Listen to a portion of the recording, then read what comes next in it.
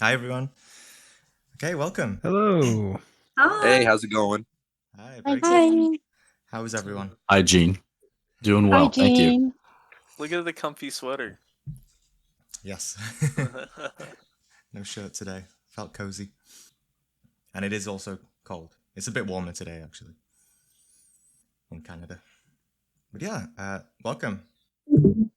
And welcome to anyone new. As it happens, I really just go through questions and talk for a while. Yeah.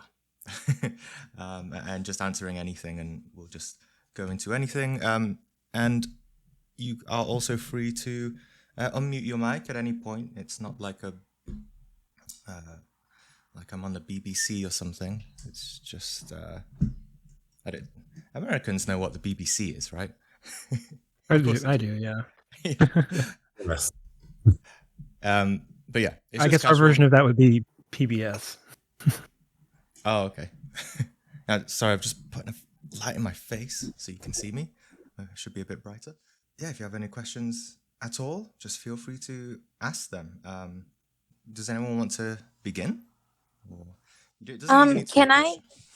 Yeah. Yeah, can I just say something, Gene? I recently joined the membership, but I don't usually do that because I'm very broke.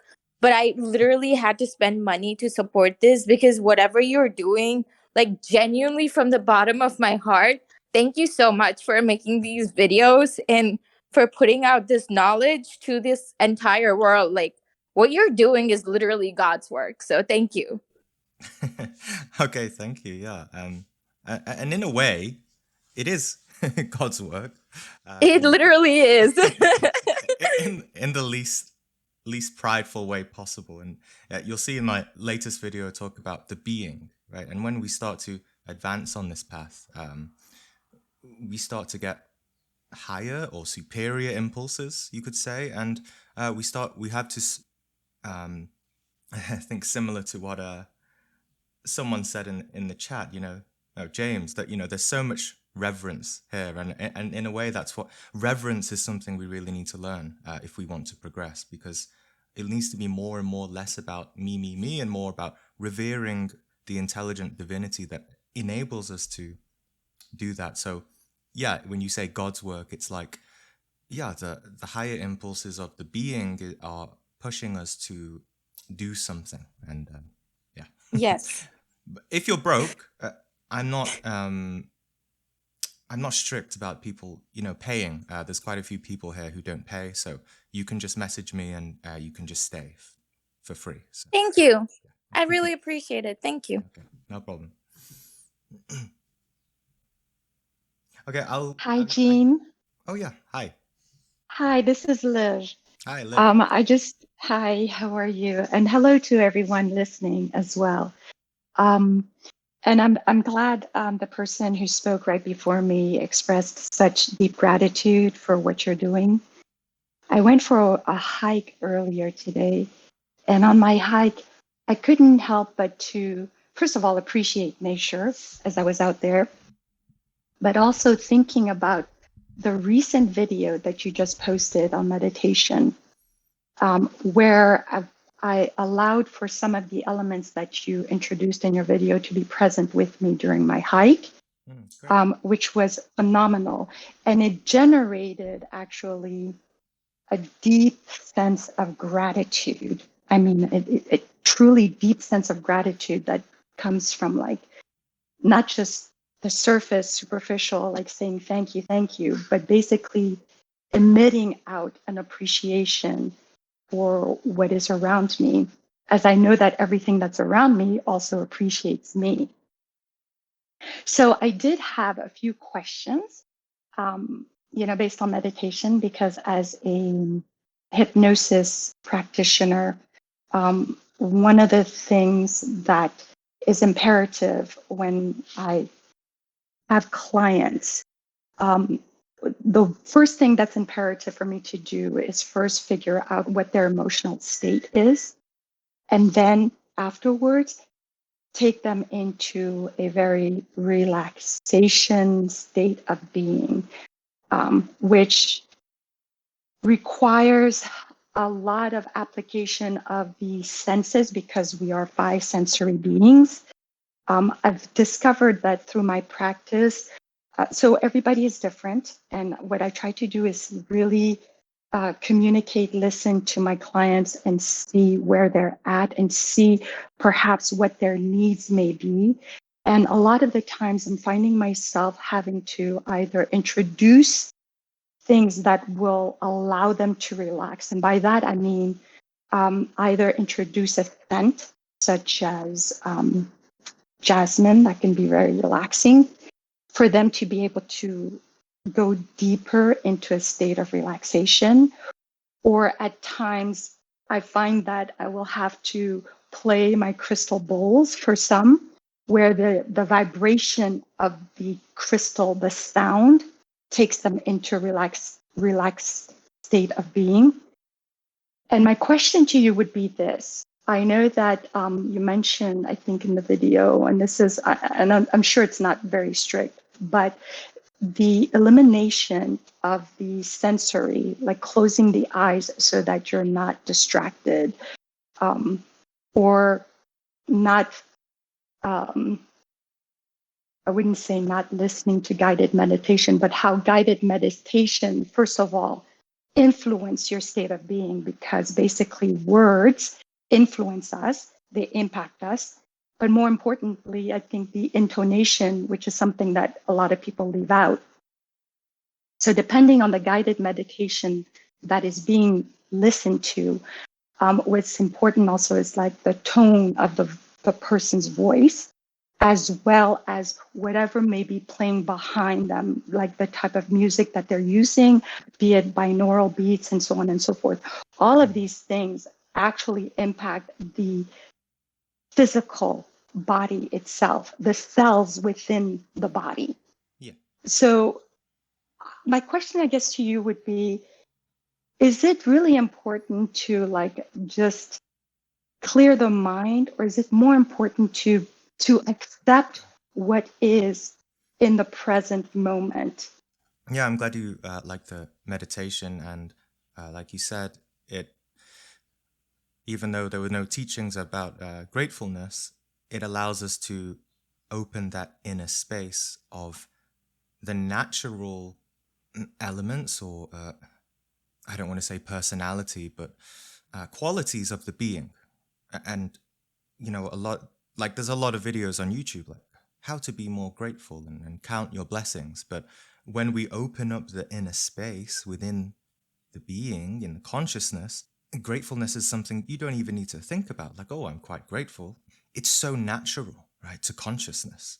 And that goes into such I think, an interesting topic, into morality and code of ethics and stuff, because really in a sort of you know, like superior race of humans, so to speak, we don't need laws, we don't need to think to do good things, and because really it's all just natural when when that inner space is open. So yeah, and that relates to what you said about when we're able to see clearly and open up some concentration within ourselves, the amount of ego that gets out the way. This is why I said in that video, it's like dynamite, because the amount of ego that gets in the way when we have inner clarity, so much gets out of the way, because we just instinctively know and recognize intuitively in our awareness what we don't want. For example, you know, if an angry person suddenly becomes conscious that they're not angry anymore, right? So yeah, as for your question more specifically, I think you asked two questions, right? It was about I did. being in the present moment and accepting Yes. what is, as opposed to Yes. As opposed to shutting out, our sensory perception, I our see. human sensory I perception. see. Yes, very, very good question. Because there's so many paradoxes in this thing. I even talked about it for like 5 minutes in the video, and then I just decided to cut it out because this is just something you can only understand really in experience. And I really wanted to keep that video simple. But yeah, this is one of those really paradoxical things that we begin to learn in meditation. You're asking, should we cut out the senses, or should we just accept what there is? And both are true. It's not contradictory in practice. To the intellect, to the mind, it absolutely is. And that's why it's difficult. That's why I said you can only understand in practice. But yeah, you really just, it's like instead of falling below the senses, you rise above them.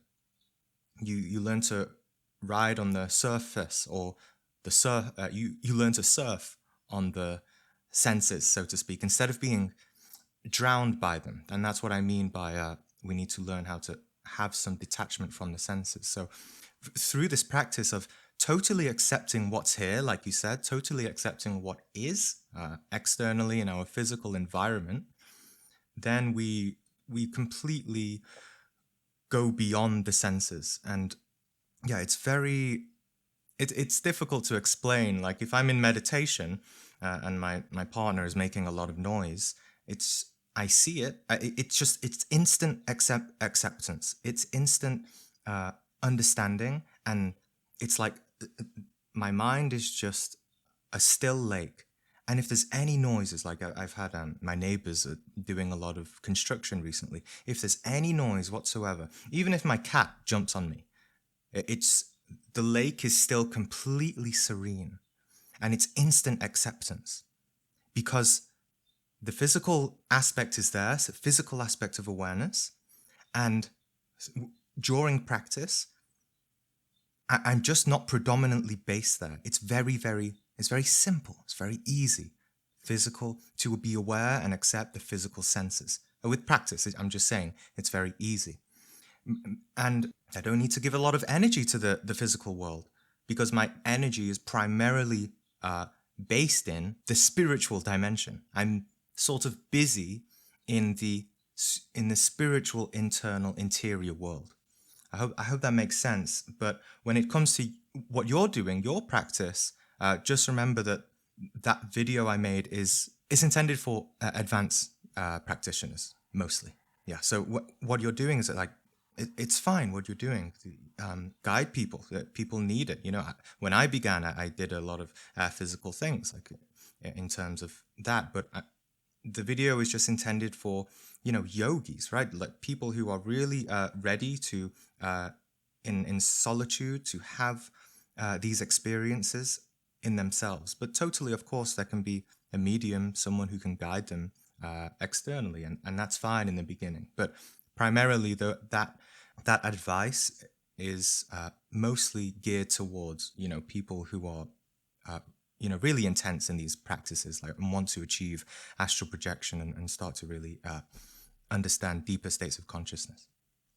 I love that explanation. Thank you. And by the way, thank you for keeping all your videos very simple, to the point. And I love simplicity, because the less the mind has to focus on certain things or really concentrate really hard on certain things, I find that a lot of videos that have these lectures can get a lot of very much convoluted and very much in the mind, very much an intellectual process. It's like intellectual gymnastics.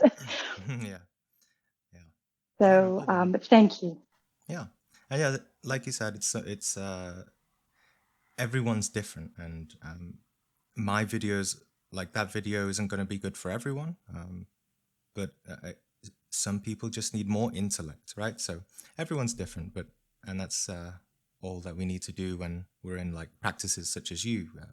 When we're working with a lot of people and trying to guide them, you just need to understand what they want, really. Yeah. Yes, exactly. Thank you. And I just wanted to share also, as a meditator and an avid meditator, and I've been meditating for close to like 20 years now, if not 20 years exactly. I have noticed that, it's not about reaching a certain goal, or such as when I came across your channel, I did want to astral travel.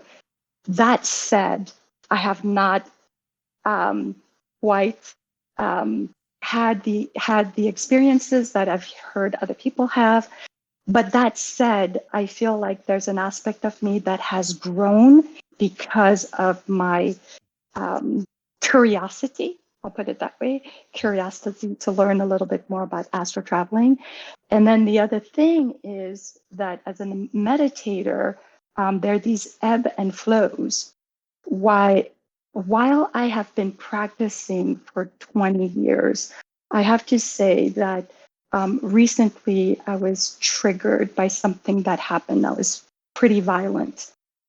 And even with all the tools I have amassed over the decades, I found myself in a position where I got literally swept away in the moment by my emotions, to the point where I'm walking through the airport, strangling my iPhone as I'm getting upset, and realizing that, wow, this is like out of my control. But my reaction was, after the incident, my reaction was, wow, I can't believe I didn't even utilize any of the tools that I have at my disposal. And I got literally like swept away in a tornado, like boom.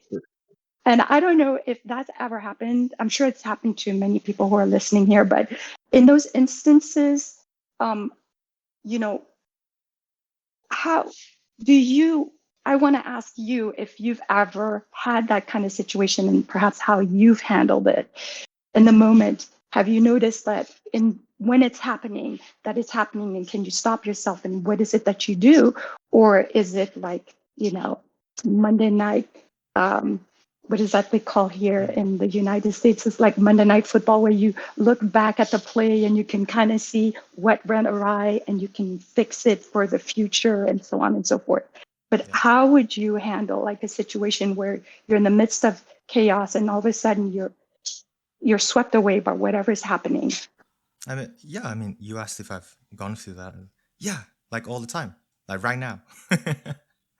Just it's all the time in a way when you start to go a lot deeper.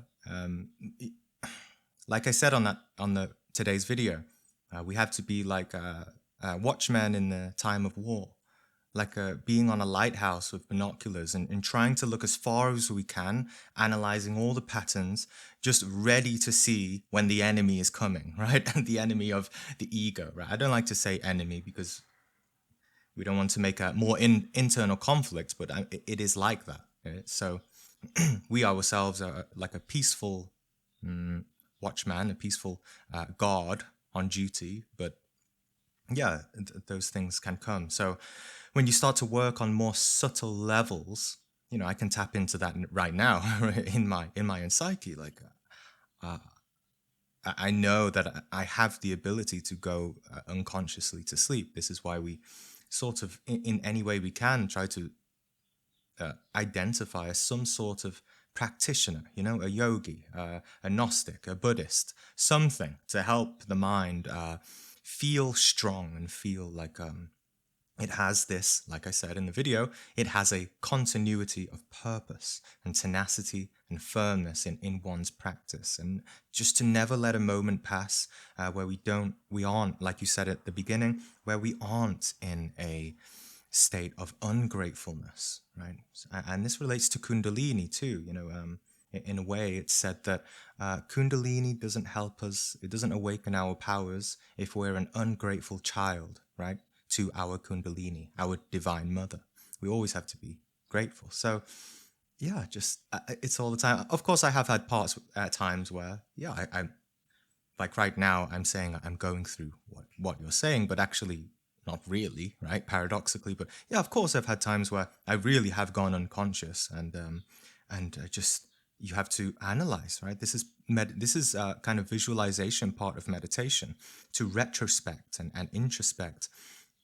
Like in those moments, it's like, okay, you have to do anything, a prayer, a mantra, really just sit down, meditate, ask your being for guidance, for help, and say, like, please help me understand why I just fell so much, right? Like, quote unquote fell in levels of consciousness, and then you just meditate, and it will help to also, you probably have some profession in this as a hypnotherapist, to just retrospect and see in your mind's eye, with the intention of really comprehending what happened, just to like watch it as a movie, like you said, and just to see what happens psychologically and emotionally, as to really the reason as to why we just fell. Because if we can comprehend that, then we're definitely going to be in a much better place next time, in order to work with ourselves more proactively. Yeah. I love that. I love that. Thank you so much for saying that. Yeah, I love that. Yeah. So thank you for answering my questions. Yeah, no problem. Great questions. Thank you. Okay, and just before anyone asks more questions in voice chat, I'm just going to catch up on the voice text channel. I did mute maybe like 5 people in that conversation. So if you're currently muted with your mic, and you want to unmute, just tag me, or let me know in the voice text chat, and I'll unmute you. I'll unmute the people on the naughty list. Okay, Jord, I think your name Jordan Nath, but I think your name is Jordan, right? You can just call me Jordan. The AF is an abbreviation for my middle name. Okay, Yeah, Jordan. but Yeah.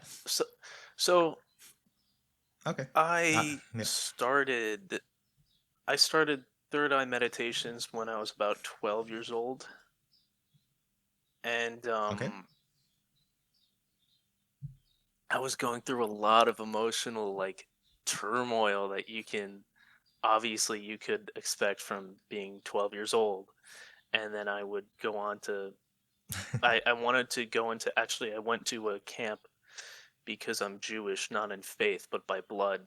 My mom just sort of sent me off to this Jewish camp, and I asked the rabbis to teach me about Kabbalah when I think I was about 12 years old, and they wouldn't. They were like, "Oh, you have to be this age. You have to know the Torah like the back of your hand. You have to be a rabbi and all this stuff." So Yeah. they wouldn't teach Kabbalah. So it's just sort of on my own path dealing with school and my parents who were very, very dysfunctional at the time.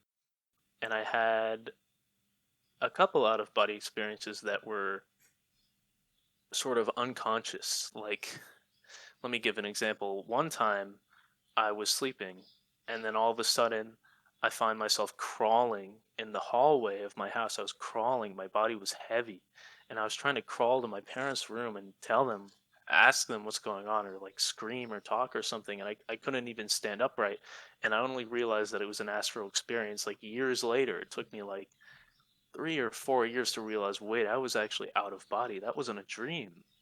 you know I had another experience where I woke up and everything was in black and white. My body was heavy. I thought I woke up in the physical realm, and it was some other, like, I think I woke up in some kind of lower astral realm.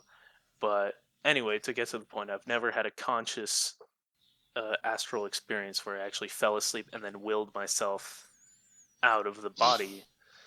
And I can only fall asleep on my side. Like, I find my astral body activate if I'm laying upward and I envision the light, and I think about some things in my head. I feel a pulling. I envision a light above, and it kind of activates this feeling of an astral body, but I still can't properly separate. I get into the vibrational stage about like 2 or 2.5 hours later, and I've never had the patience to really do that, I guess. So what advice would you give to somebody that has so much heavy, stagnant, like sort of negative energy, I guess, I think is sort of weighing me down, and kind of, I guess, subconsciously making me anxious, maybe, that I have Mhm. such trouble first getting to the falling asleep stage and, fully being able to separate.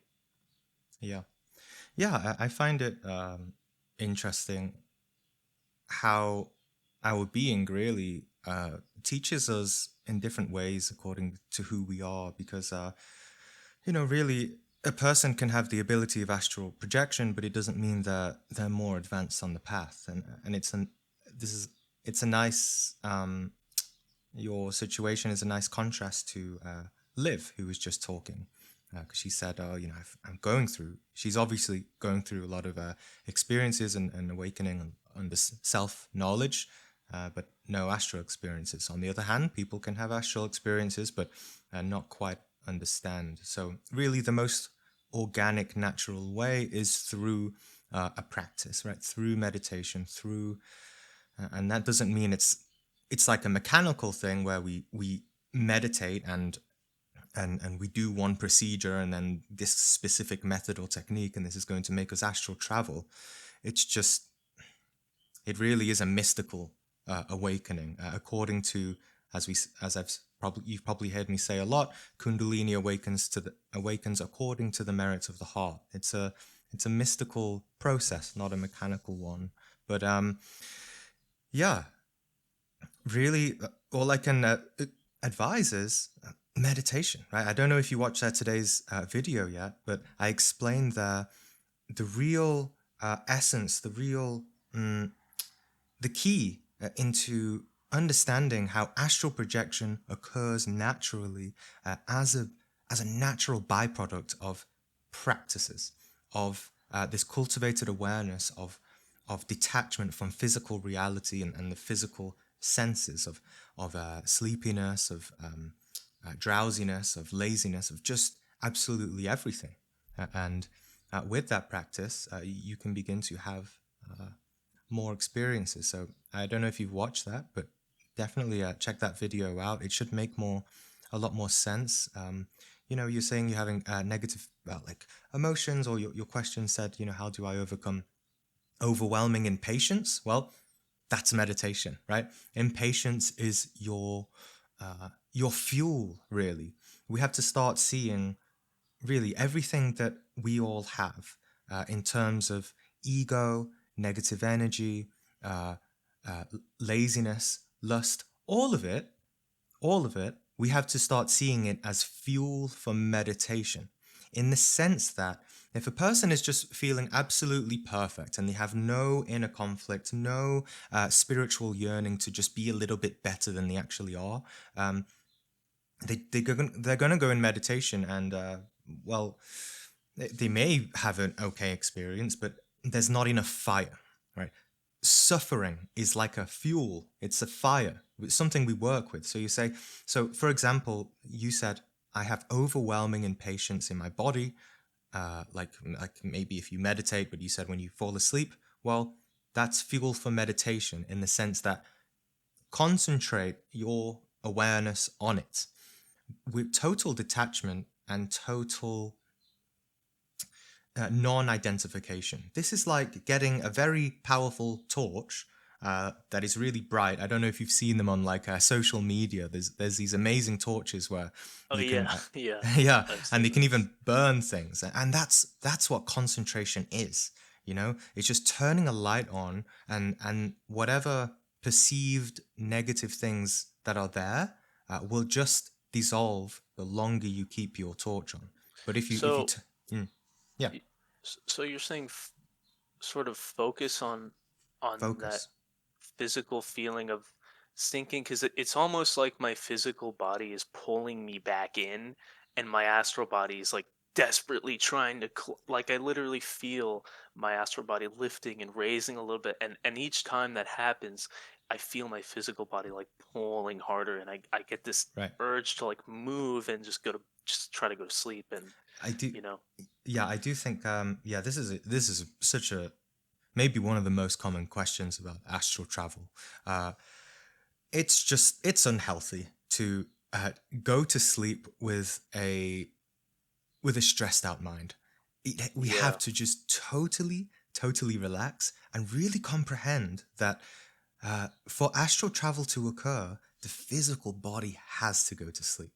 So anything you can do for mental and physical relaxation before you sleep is going to be really good. And this is why we have spiritual practices, prayer, mantras, meditation. It is a way to really, if you'll see on on today's video, it is really a way to let all the dirt in the muddy glass of water just fall to the bottom. Otherwise, if we go to sleep thinking about things and reacting to our negative emotions, then all that dirt is just going to keep mixing and mixing, right? We're agitating the mind. We have to really just be able to just grab our mind out of our head and just like put it to the side. And it's like having a pet, like a cat or a dog. Just get the mind and just put it on your pillow next to you and go to sleep. But most people, we're just like, I don't know what we're doing, you know? We're like getting the cat or dog and we're just like, I don't know, trying to make like hit it to try make our pillow more like comfortable and say, why won't you make me go to sleep? And we're stressing ourselves out. So It's yeah. it's interesting because I can lay out flat. I'll try to astral project. I'll take like 1 or 2 hours, with no success. With I feel a little vibrations, and then I get to that state, and then I'm like, okay, I'm just gonna try to go to sleep. So I'm laying out flat on my back. I just try to go to sleep. Nothing's working. Immediately, I turn to my side. I sleep on my side, and I'm like, okay, it's like a switch. It's like, okay, I can go to sleep now. So I think maybe I'm just used to. I need to get used to actually meditating before projecting. I think actually because I kind of got into astral projection when I was really young, when I was like 12, as a form of escapism. And you're going to see a lot of fear. You're going to wake up in the lower astral. Like I literally woke up in the lower astral. Everything was like devoid of color. And I related to you're the first person whose video I watched about astral projection where you were like it's like physical. Like I literally physically it was so physically like real, and I felt like heavy, and it didn't really feel like I can just go off and fly away. And I feel like you should work with the lower chakras to get to that point where you can just go off and fly away, because I immediately went to the third eye meditations, which is I guess not really a good idea. Yeah, how I feel about that is what I said about your contrast in comparison to live situation. There is, and you can meditate on it, reflect on it whenever you watch the today's video. On that, there exists an intelligence that is just superior to us, in the sense that it is superior to our individual intellectual thinking I. You call it the higher self, perhaps, call it the higher being. It is a very intelligent part of our consciousness that is really deep. And in different religions, people are connecting to that through whatever tradition that suits them best. But everyone is connecting to this one thing. And so my advice is, or just how I feel about that is, understand that it is not you that astral projects. The you, the I that says I want to astral project, that desire, it is not the one who is going to astral project. When it happens, it's going to be something much deeper than yourself. And this is when you can start to comprehend and start to perhaps experiment with, or just do it. Prayer, really trusting, having this trust within yourself, within a higher part of yourself, and say, my inner being, please grant me to have an experience while I go to sleep, so that I may learn about the divine aspect of myself. Because then the mind shuts up, that this is what we become, like a servant of divinity, instead of sitting there in bed thinking, I've got to do this, maybe I can't do this, or this is really difficult. And just try prayer for like 2 minutes. Ask something to help you, and you will understand that then the mind, when the mind understands this, it becomes a receptacle, right? It becomes more receptive to and passive to, and this is another point in the today's video, it becomes receptive to higher, more intelligent energies.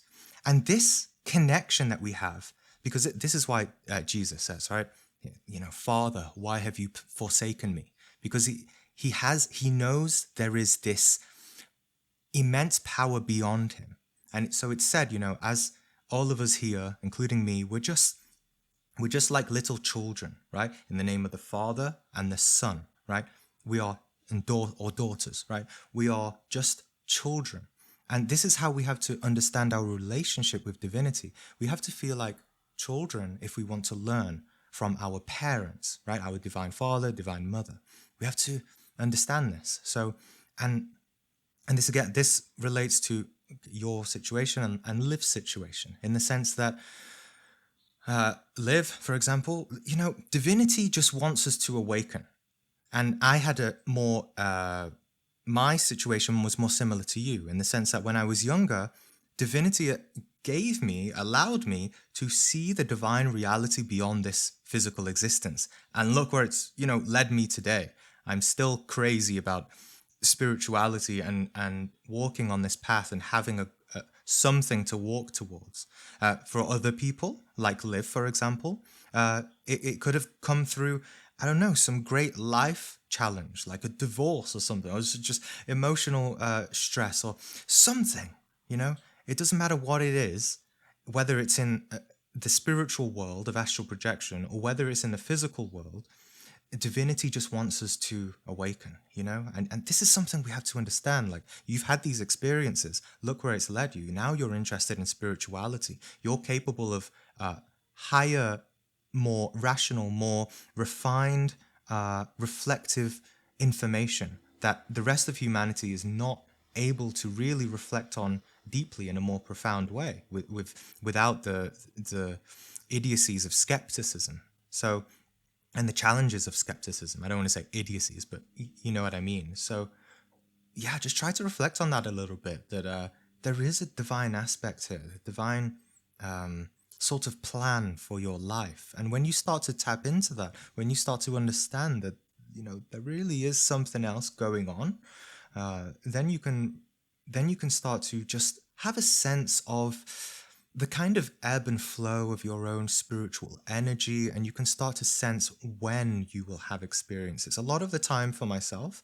I know I can sometimes sense when something big is about to happen, like I'm going to have a really profound astral experience. And sometimes I can sense, like if I'm really busy or something, that sometimes in life, some days, I'm not going to have an experience. And that's fine, right? We don't want to be greedy children to our divine parents, right?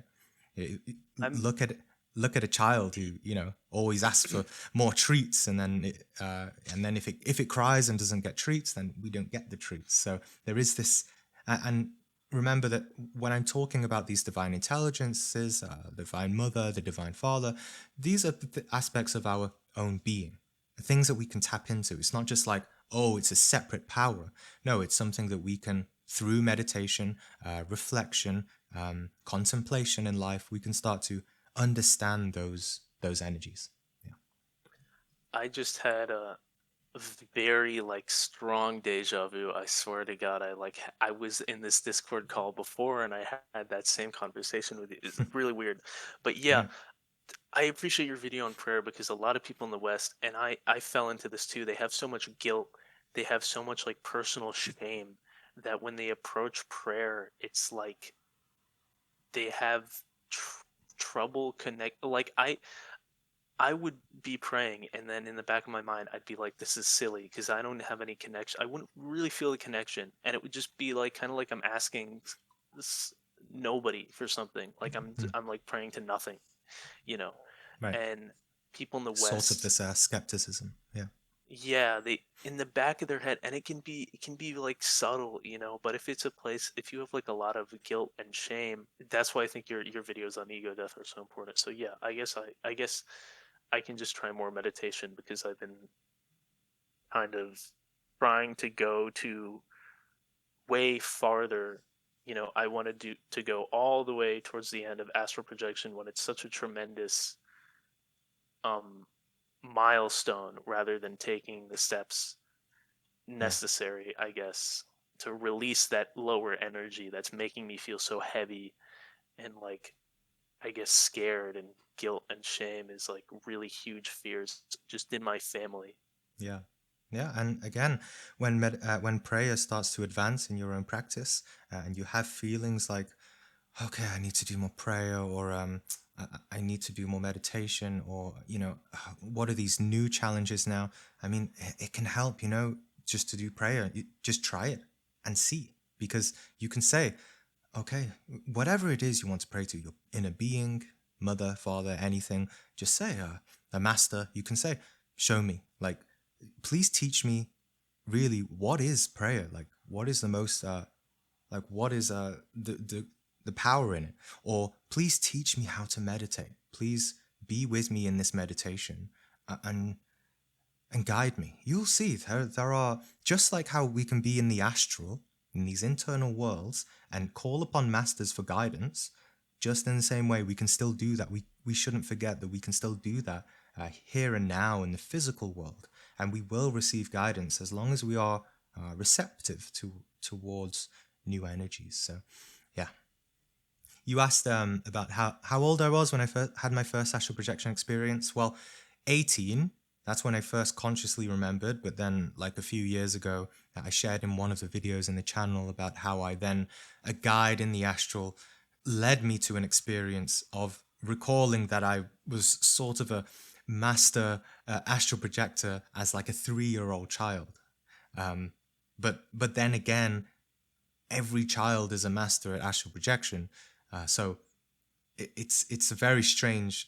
It was a very strange sensation. It's just a memory that I remembered. So it goes back to, we all astral project every night unconsciously. We're just not aware of it, because related to what we're talking about, it's like, if you imagine me here, I am in the astral body, and it is me, that astral projects every night. But why don't we see it? Because we form this little I, this little ego that is so preoccupied with astral projection. And it's like, ooh, look at this great topic. How can I do it? Let's try and do it. And our consciousness is just there, while this great astral body is here doing it. And so this is why we need to be receptive, passive, disintegrate, dissolve the mind, so that it can naturally go into its natural state of realization, of awareness itself. So, yeah. Okay. Before anyone unmutes their mic, I'm going to just catch up on these questions. Evolving one. Kundalini helps us with our subconsciousness. Divine Mother is much more than our subconsciousness. You say when you really meet her in the astral, it's something far more profound and beautiful. I don't understand how you can meet your subconscious like a real person. Well, she's more than our subconsciousness, right? Subconsciousness is really, in the full sense of the word, psychologically and in Gnostic psychology, it is the ego. It is the ego. The Divine Mother is something. So I probably should have clarified that a little bit better in today's video, but it's fine. But yeah, the Divine Mother, she is everywhere, right? In so many levels. In the physical, she's in nature, right? But within us, we have our own particular Divine Mother, and then there's this great cosmic intelligence of this Divine Mother, divine feminine principle. But when we meet her, when we work with her, she is the one that is able to, like the Divine Mother Kali, go into our subconsciousness and dissolve these things through the force of what she actually is, which she is love, right? She is this divine love, this kundalini. This is why all the practices of transmutation and alchemy are related to the kundalini, and the kundalini rises according to the merits of the heart, divine love, right? So yeah, you're right, really. How can you meet the Divine Mother as a subconsciousness? No, she's more than that. It's just that we meet her there because she is the one that really sacrifices everything to help us go towards these higher energies of like the Christ, of the Father, and it's just like how we have parents in physical life. Like, if we have a father, he's like, son, like, do the work, hurry up, come meet me somewhere. I'm not going to help you. Just do it. And the mother is very nice. She sacrifices everything for us and says, she says she'll just, she'll do everything. Like when we're a baby, she cleans us up and bathes us and just, yeah. But you also said, I don't understand how you can meet your subconscious like a real person. Get into lucid dreaming. I'm sure you've had some experiences, I think. But go into lucid dreaming or the astral. You can meet your egos, your psychological entities, your eyes, the many desires and thoughts. They manifest as real people, and like it's real. They're illusory, but in the same way, I can visualize an elephant right in front of me. If you all do it now, visualize a little elephant having a little dance on your hand, right? Are we going to say it's real or not real? Right? It's real.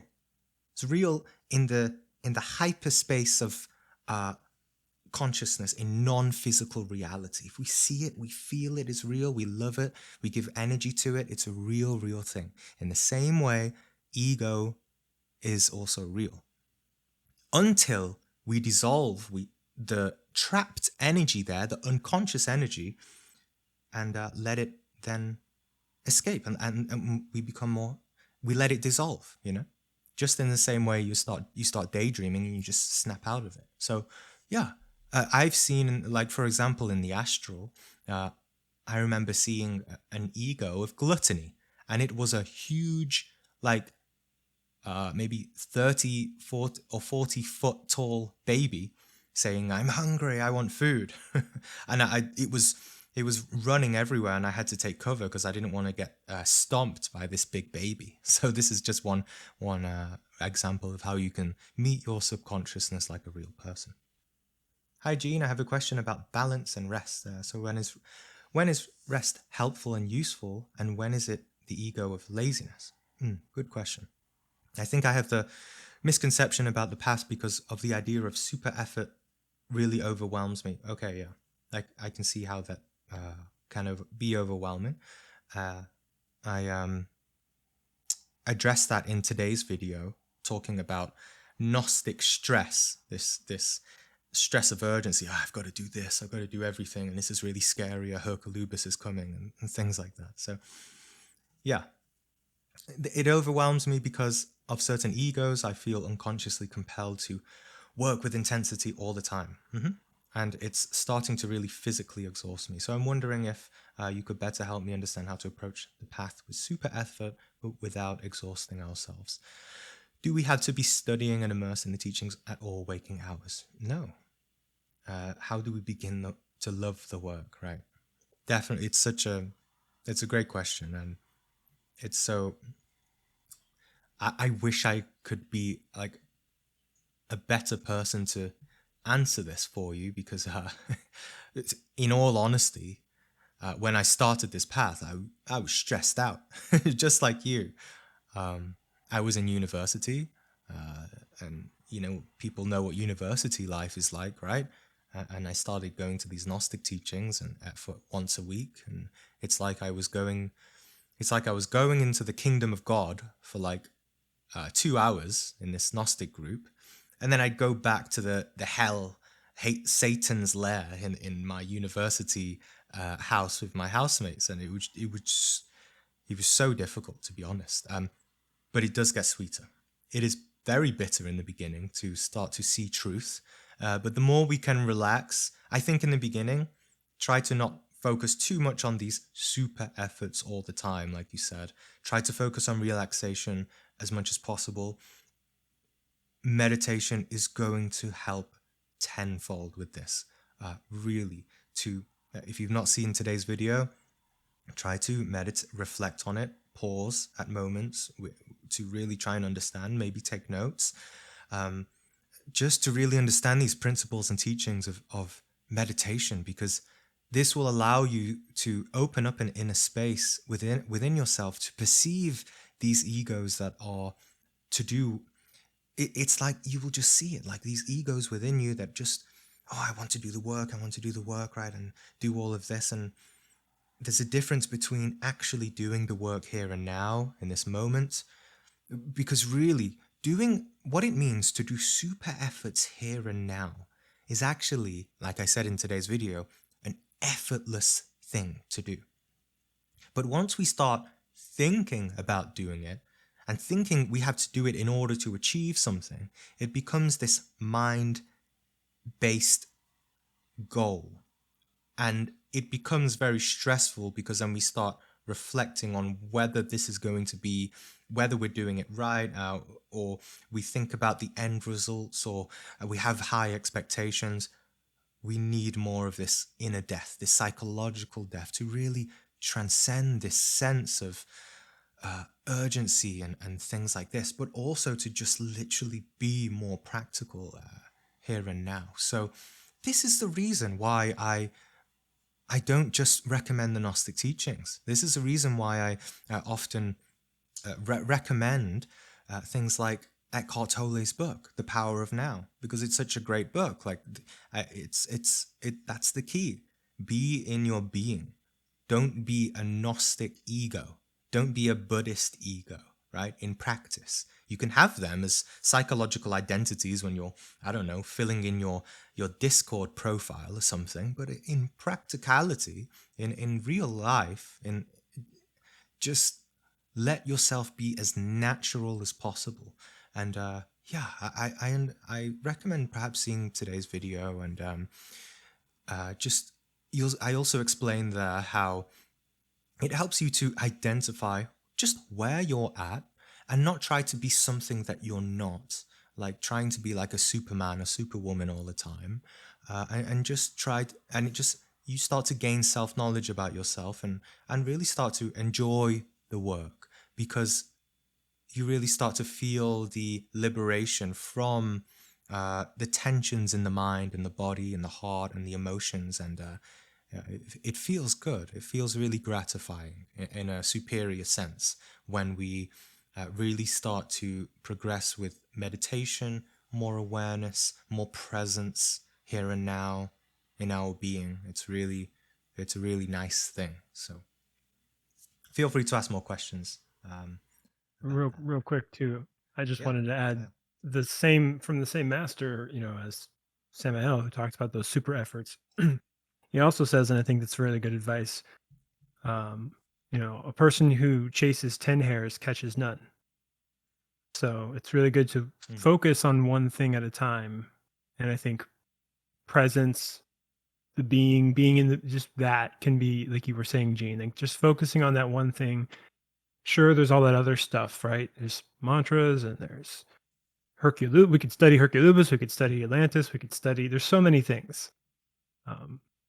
One thing at a time has been the most helpful for my practice too.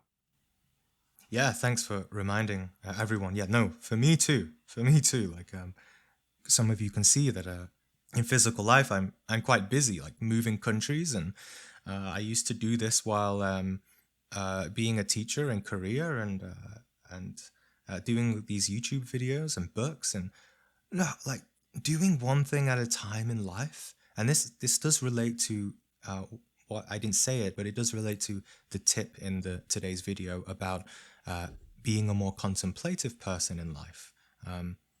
Because I really liked what you said. Don't try to catch 10 hares at a time. Really just do one thing and really relax. For those of you who live in like busy cities like I do, the vibrations from cities is really toxic, because everyone is wanting to do everything at different times. Like sometimes you'll see people on the street, like on their phone, trying to eat or try to drink their coffee, and they're looking at the watch, and all of this multitasking is like, it's like a dogma of culture. Don't follow it. Yeah, like just do whatever you can, one thing at a time, and it's even more important when we like you were saying, Sylph, and you're obviously moved and respect the Gnostic teachings and try to follow it, especially when we take up really deep teachings that take a lot of discipline. do anything that you can to relax and do things one at a time. It will help a lot. I've got a question for you, Gene, if you have a moment. Yeah, of course. Ian, hi. Hi. Following up question with astral projection as well as with meditation.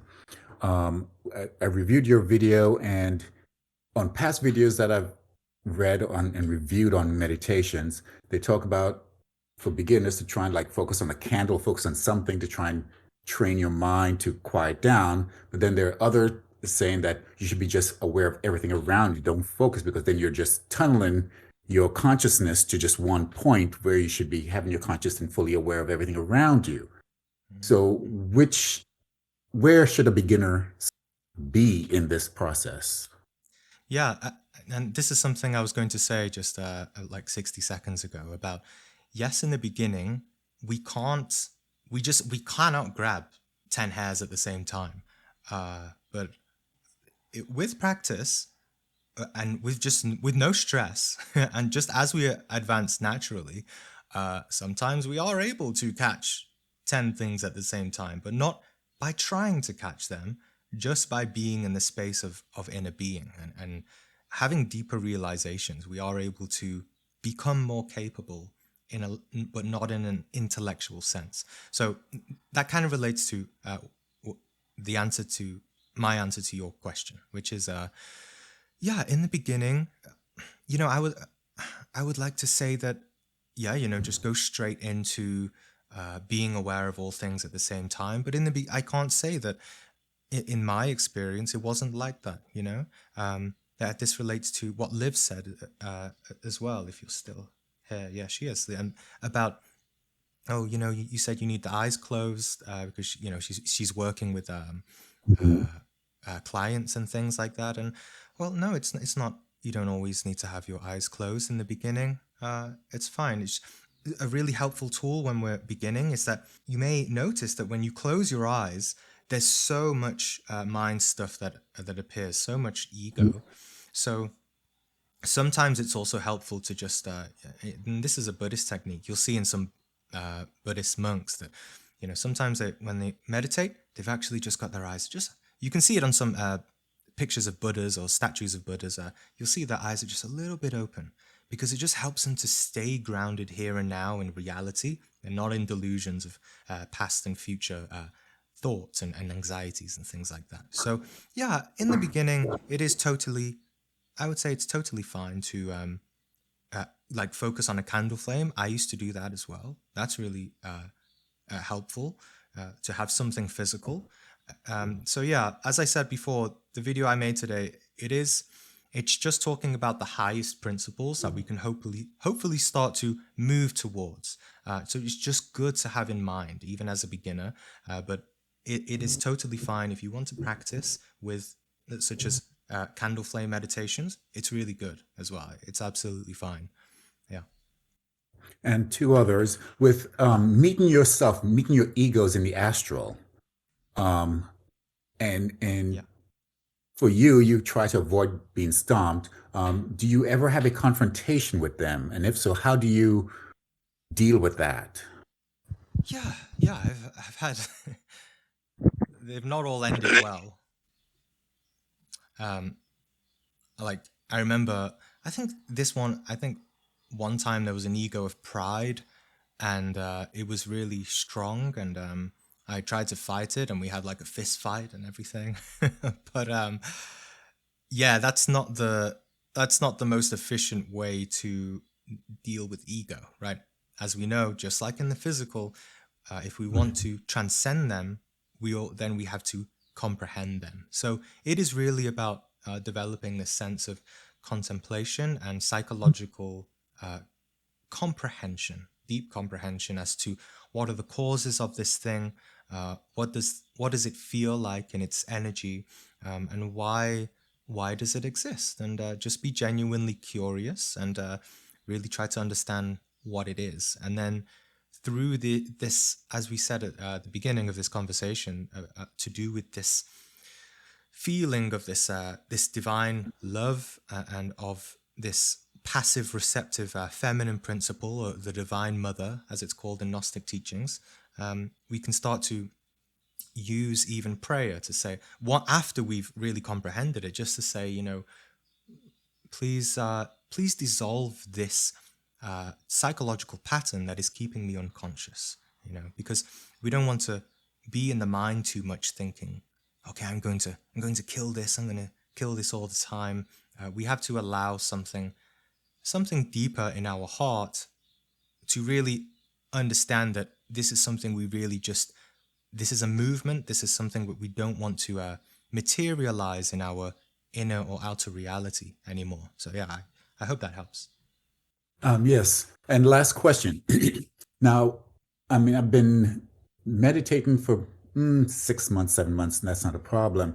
But with astral projection, it seems like I've been doing that all my life and not knowing what it was. Okay. I could manipulate, I had lucid dreams, and I was doing that all my life and had fun with that, because then I realized, hey, I can manipulate my environment and do stuff. I just can't over manipulate it.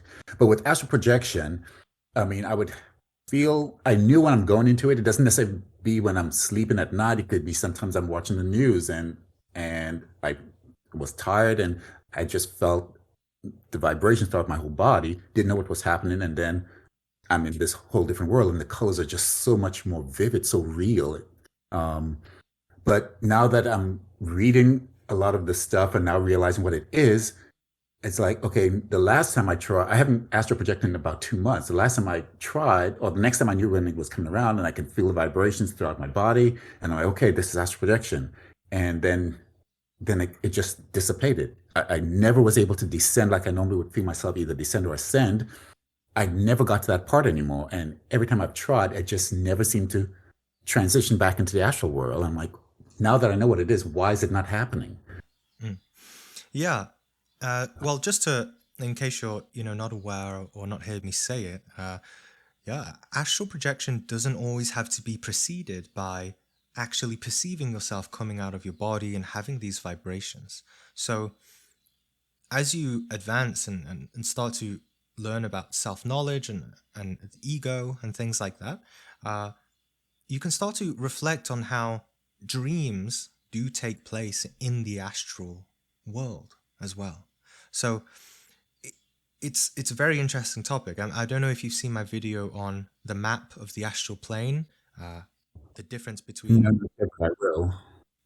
Sorry, have you seen it? Did you say? Not yet, but I will. I'll put that Yeah. on my list. Yeah, definitely watch that. It's I think it's my best explanation on the channel about how dreams are part of this non-physical experiences of consciousness and how they relate to each other. So yeah, I wouldn't worry too much if you're not having these great and vivid astral projections.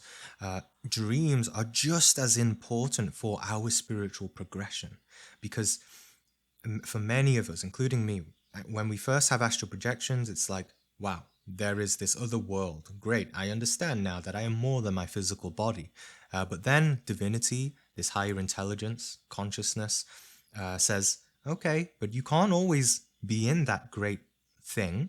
You have work to do, right? You have homework, and these messages and symbols start to come in our dreams. And if we can understand them, if we can decode them, such as you said, comprehending our psychological state, then we can move towards more awakening of consciousness and have more profound, more longer astral, those vivid astral projection experiences when they arise. So yeah, it's a big, long journey, but definitely always pay attention to dreams as well. They're just as important. Could I weigh in on this too? Yeah, of course, This please. is Heather. Yeah. An analogy comes to my mind. When you have a natural talent for a sport, for example, and then you go and you join a team and suddenly you have a coach, and your coach is trying to teach you to do something a different way from the way you normally do it. There's often a point of disconnect where you maybe get worse for a bit because you're trying to apply a system of discipline onto something that you were doing naturally. So maybe you're just in a phase like that. Yeah, absolutely. Yeah, thank you. And that relates to what Sylph said as well, if she's still here. about we are in that state of, you know, meeting a new master or something, or a teacher or a coach, and you know, not me, I mean like your inner being, right? And you know, we have experiences and then we start reading all about it, and we're just in this process of learning, of self-knowledge. So yeah. Jordan, are you familiar with the demiurge? Yes, if you go in Discord and go in the search bar, put from Gene, and then just search demiurge. I've shared some things a couple of times here. Let me check the other chat because I think there was something. Let's see. Any first full moon ritual tips? Well, yeah, it's full moon today, right? So just do any of the practices that come to heart. It will help you, and you'll see that you'll at least have very vivid dreams. I always see everyone puts so many profound dreams when it after the day of the full moon, and everyone's always like, I had this really symbolic dream, or I had my first astral projection. So yeah, in the beginning for me, a lot of when I look at my past astral projections, a lot of them were on full moons. My first one was on a full moon, so it's good to take advantage of that energy. Okay, Felix. Eckhart Tolle talks about karma being in the world of association with form. Right, that's a nice way to put it. I love how Eckhart puts things sometimes. And when you transcend the physical world through presence, karma no longer controls you. Yes. This is, I don't know if you've watched today's video, Felix, but this relates directly to what I was talking about in the video about shutting ourselves off from the external world. And that doesn't necessarily mean like putting on headphones or closing our eyes or whatever. Primarily, it means about learning to detach from the sensations and thoughts and feelings and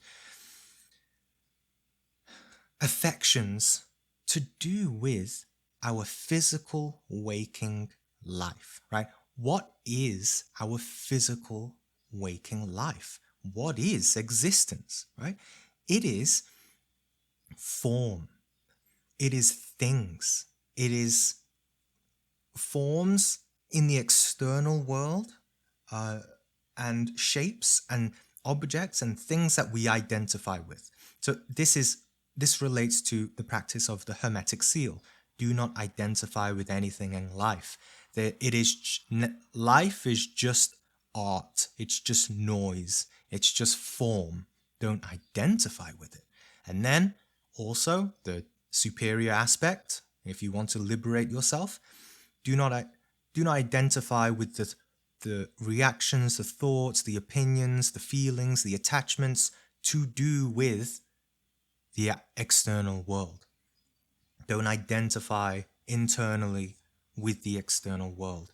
If you don't identify with neither the forms, inner forms that have been conditioned by the external world, your beliefs about yourself and other life and people and all of this, if you don't identify with that and you don't identify with the external world, then what happens? What is produced? Consciousness, inner space, the being. It's something that transcends reality. So this is how we transcend karma, because what is karma? It is a product of being conditioned by life. And this goes so much more deeper, you know, especially when you start to understand past life conditioning as well. Because you might think, okay, well, I feel like I've transcended most of the things in this physical life, but it's very hard to see the more subconscious or unconscious parts of ourselves that is also conditioned in our consciousness from the many, many hundreds of lives that we've had in the past as well. So, yes, I hope that helps. May I jump back in, Jean? Yes. This is Liv again. Yeah. Just really quickly to Ian and to anyone who is either starting off or is an avid meditator.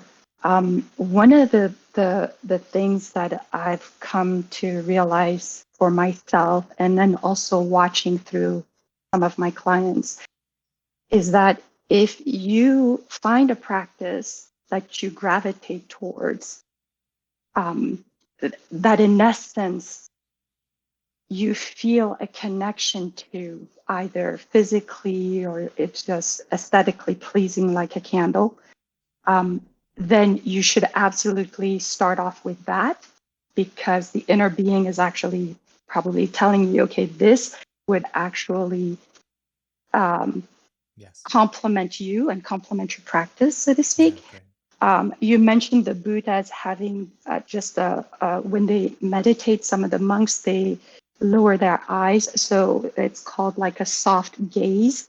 So in essence, yes, they're very much aware and present. And you do the same thing with a candle. You don't necessarily forcefully stare at the light of the candle, but you have this very soft gaze in like viewing it to allow for just the eyes to relax. And so I just wanted to offer that. I think commitment, I try to shy away from using the word discipline, because discipline is a word that's very triggering for many people. So I use the word commitment because commitment means this is for you, this is for yourself. So you commit to yourself, you commit to these practices, then it'll come easier to you. Whether you're a lot more flowy, like I have been in my practice, which is I couldn't do okay, I'm going to set my watch and I'm going to meditate at 7 a.m. from 7 a.m. to 7:30. So I tried that, and that my being was just like, no, that is so rigid. It's not me. Until I could find my path, and I just kind of played with a little bit of everything to just find out what it was that made me feel comfortable, that could make me relax.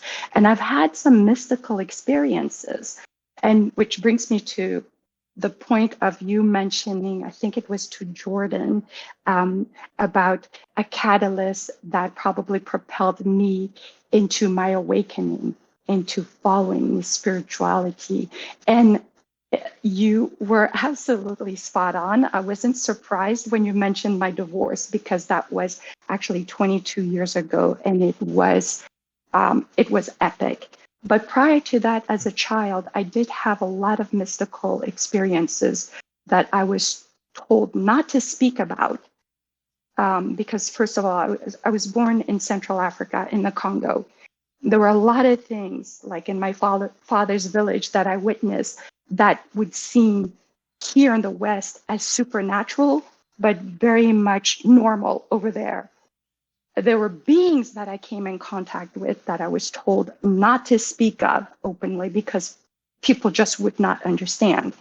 And then, some of my family members just feared for my own safety, because what generally happens to people who speak of things that cannot be validated, or things that people don't understand, generally chaos ensues, There's a lot fear of magic grows. in Yeah. Africa, isn't there? Like, people are really Yes. like superstitious, but like in a real magic way. Like, yeah. Yes, in a real magic way. And we learn how to communicate with, the earth, the plants, but we also, and this is a generality. Africa was also conditioned, though, by the West when the Westerners came into Africa. But there are many tribes, though, in Africa that kept alive a lot of traditions, a lot of practices.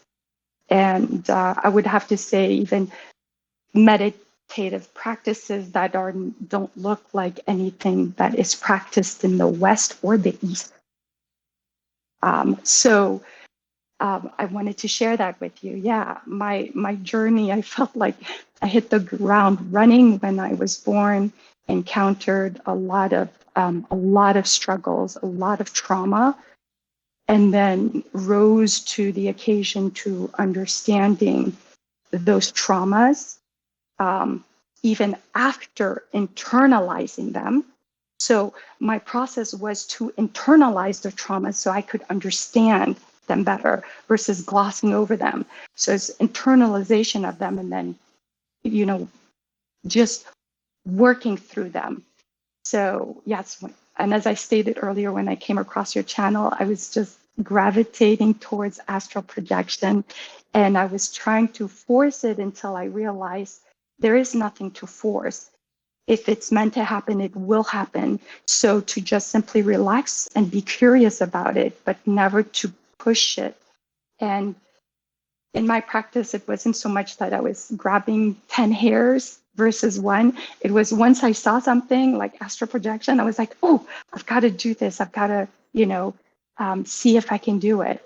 And perhaps I've done it and not been aware, like Ian. And everybody's experience is different. So there's so much information floating out here. And, when we're hearing other people's experiences, sometimes there's this feeling of like, wow, how come I'm not experiencing that or anything even near that? Yeah.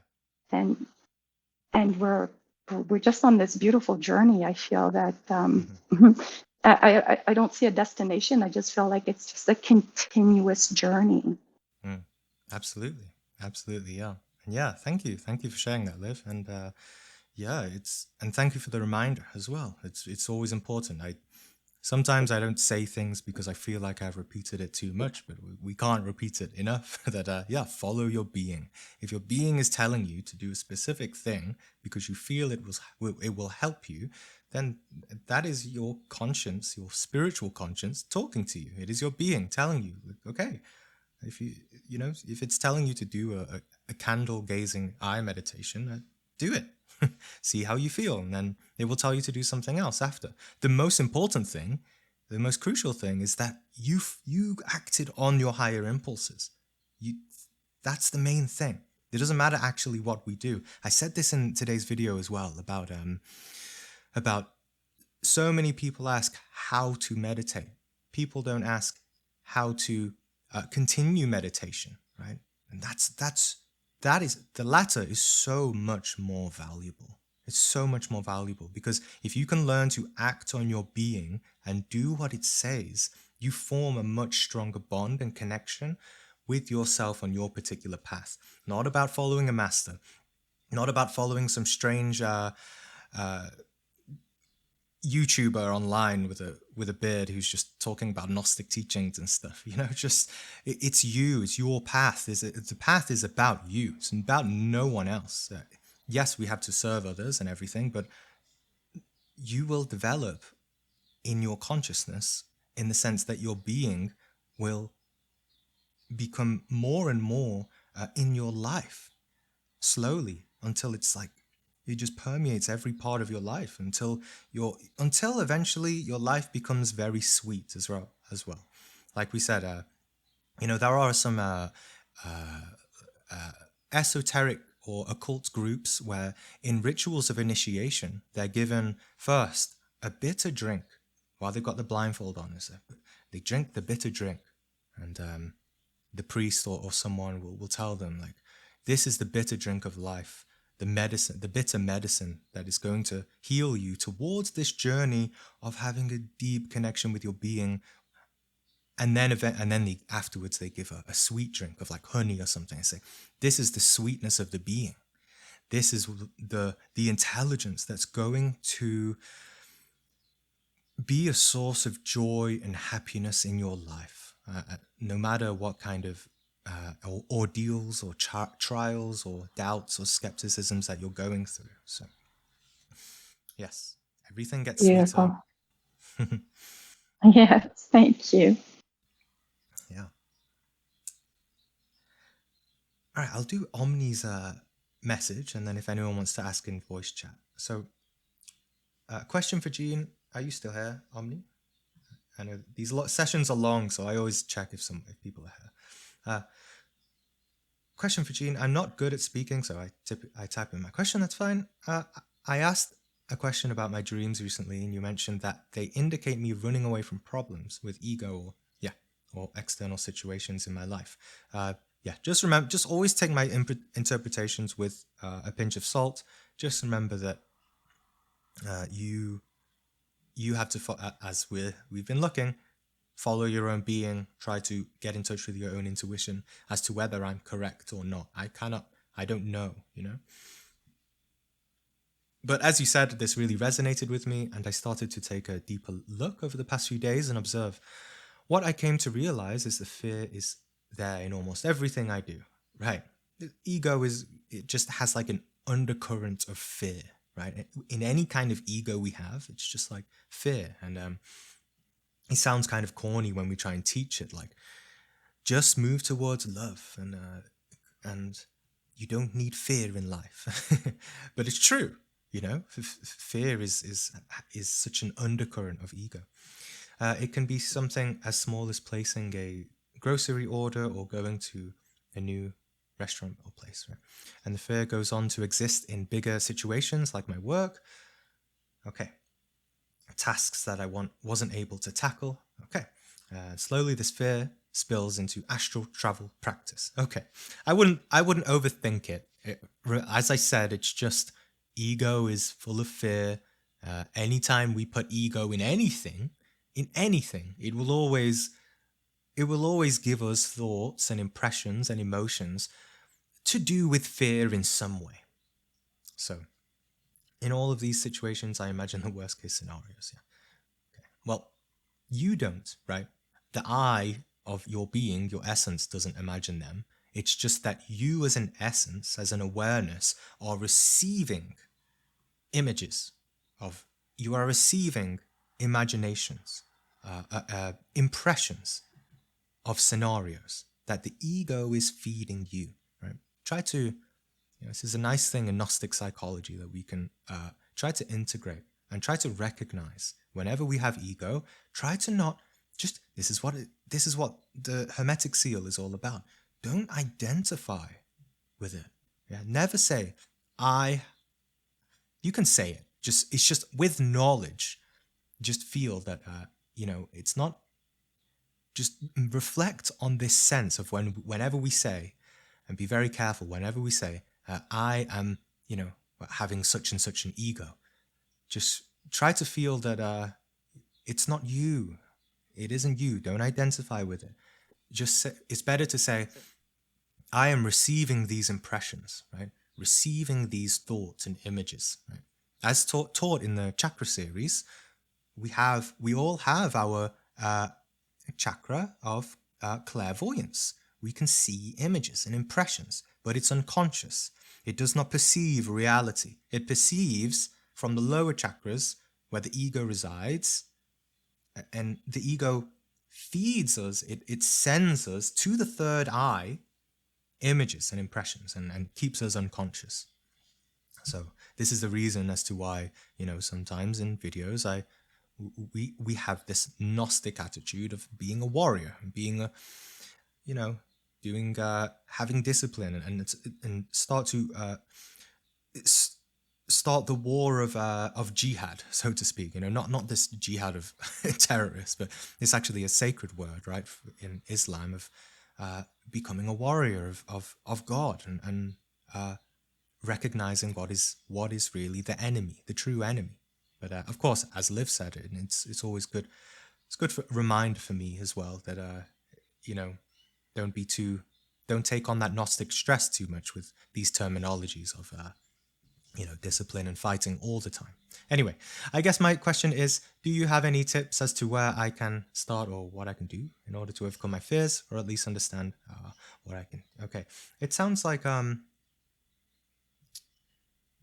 yeah, I mean, everything that we've been talking about, Omni, is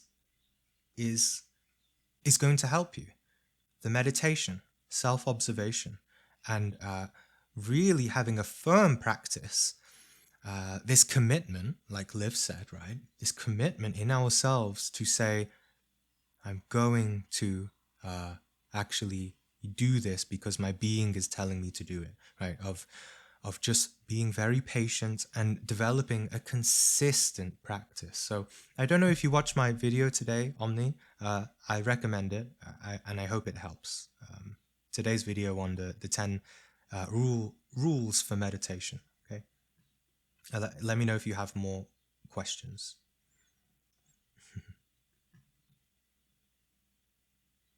What is that picture of rabbits on a guy? Ah, okay. Self, yeah. So can someone clarify if you don't dissolve all your egos? By the time Herculoopus comes, you get recycled. I don't know. Of course, I don't know. But as it's said, as I have said before, Kundalini, or awakening, or the being, incarnates according to the merits of the heart. Master Samael put it like this. He said that people who achieve around 50% of dissolving their egos will be allowed into the next era. So it doesn't mean all of them, no. What he means by that is that that person is essentially, they're so, like Liv said, they're so committed now, they're really on this path that it's just totally natural, it's just part of their destiny, that they will eventually become free of full ego and eventually live a life where, you know, that light is, their body is just like full of light, and all ego goes. And yeah, so that's what Samael said, about 50% of ego. So, but yeah, for me, it's just, I just see it that as long as we're on the path, committed to really doing the work in our hearts, and have this sort of commitment, then yeah, you will. That's what will happen. You'll be helped, so to speak. But I don't know. Of course, we're just speculating about the future. We can only do that so much. So actually, can you hear me? Yes, can hear you. Oh yeah, I have everyone a said question. about 50%. I have a question Yeah. about shadow integration. Like you talk about dissolving some egos, but Yeah. then I don't know if you're familiar with Carl Jung talks about integrating parts of our subconsciousness. Same thing. Yeah. So how do we know which parts to integrate? And you talk about dissolving other egos, you Yeah. know? So It if that dissolves. makes any sense. Right, yeah. Same thing, different terminology. Sorry, just muting someone. Same thing, different terminology. This is just Gnostic psychology, right? Carl Jung has a different type of psychology, but it's pointing to the same thing. Let me be more practical with an example. You can think of your own example when I say when we have a bout of lust, right? Or if someone has an ego of murder and anger, they want to kill someone. I'm using extreme examples so that you can see that this is ego, right? For example, I'm sitting here right now. I feel relatively present because I'm enjoying this, talking to you all, and I'm trying to help you all. I'm present, right? But let's say, for example, I become very prideful in what I'm saying. And I get lost and fascinated and think I'm so great and I'm such an amazing person, an amazing speaker, right? And then I get, I start to get like really just prideful and I start going off in tangents and maybe I start arguing with some of you like, oh, you're wrong, I'm better than you. And or maybe I don't know, like my cat just jumps on my face all of a sudden and I start getting really angry and I just start throwing things around and throwing a tantrum and I get the sword on my wall and start slicing everything open. I'm not myself, right? This is ego. It is a negative, built-up energy charge that possesses the body. Right now, I am self-possessed, right? I'm self-possessed. You can only understand this in self-observation during the day, when you really understand what it means to be present in the being. Because then you'll see, if you try to be present, you will start to feel and sense the different energies, the winds of life, the different desires pulling you to different things which you don't necessarily want to do. And you have many these things like frustrations, depressions. This is all ego. And this is it enters our inner space and possesses us, right? We become ego possessed instead of self possessed, instead of consciousness possessed, right? We're not in the body, we're not in our self, we're just dreaming about something else. So in order to dissolve this, or like you said, like the terminology you prefer, you like to integrate this ego, which means integration. It means like, so for example, let's say I have this, you can't see it, but you never know, I can have a big ego of anger suddenly come, right? You can't observe it physically, especially because I'm practicing. You can't see it. If you're clairvoyant, maybe you can see it. But maybe I have an ego come of anger that really wants to just shout at you all, and I really hate you all, and I'm gonna start throwing a tantrum, right? So I just simply observe it, totally comprehend it, analyze it, discern it, and recognize what it is. And if you have good imagination, good clairvoyance, start doing these things in astral and dream practices, you may even see it, what it looks like. It's this like angry little demon or big demon. And if you just comprehend it, breathe, go back into your being, that energy starts to become liberated. That's what Carl Jung means by the energy trapped, because your consciousness gets trapped in that. If you get possessed by it, the energy trapped in that becomes liberated and it comes back to you. Okay?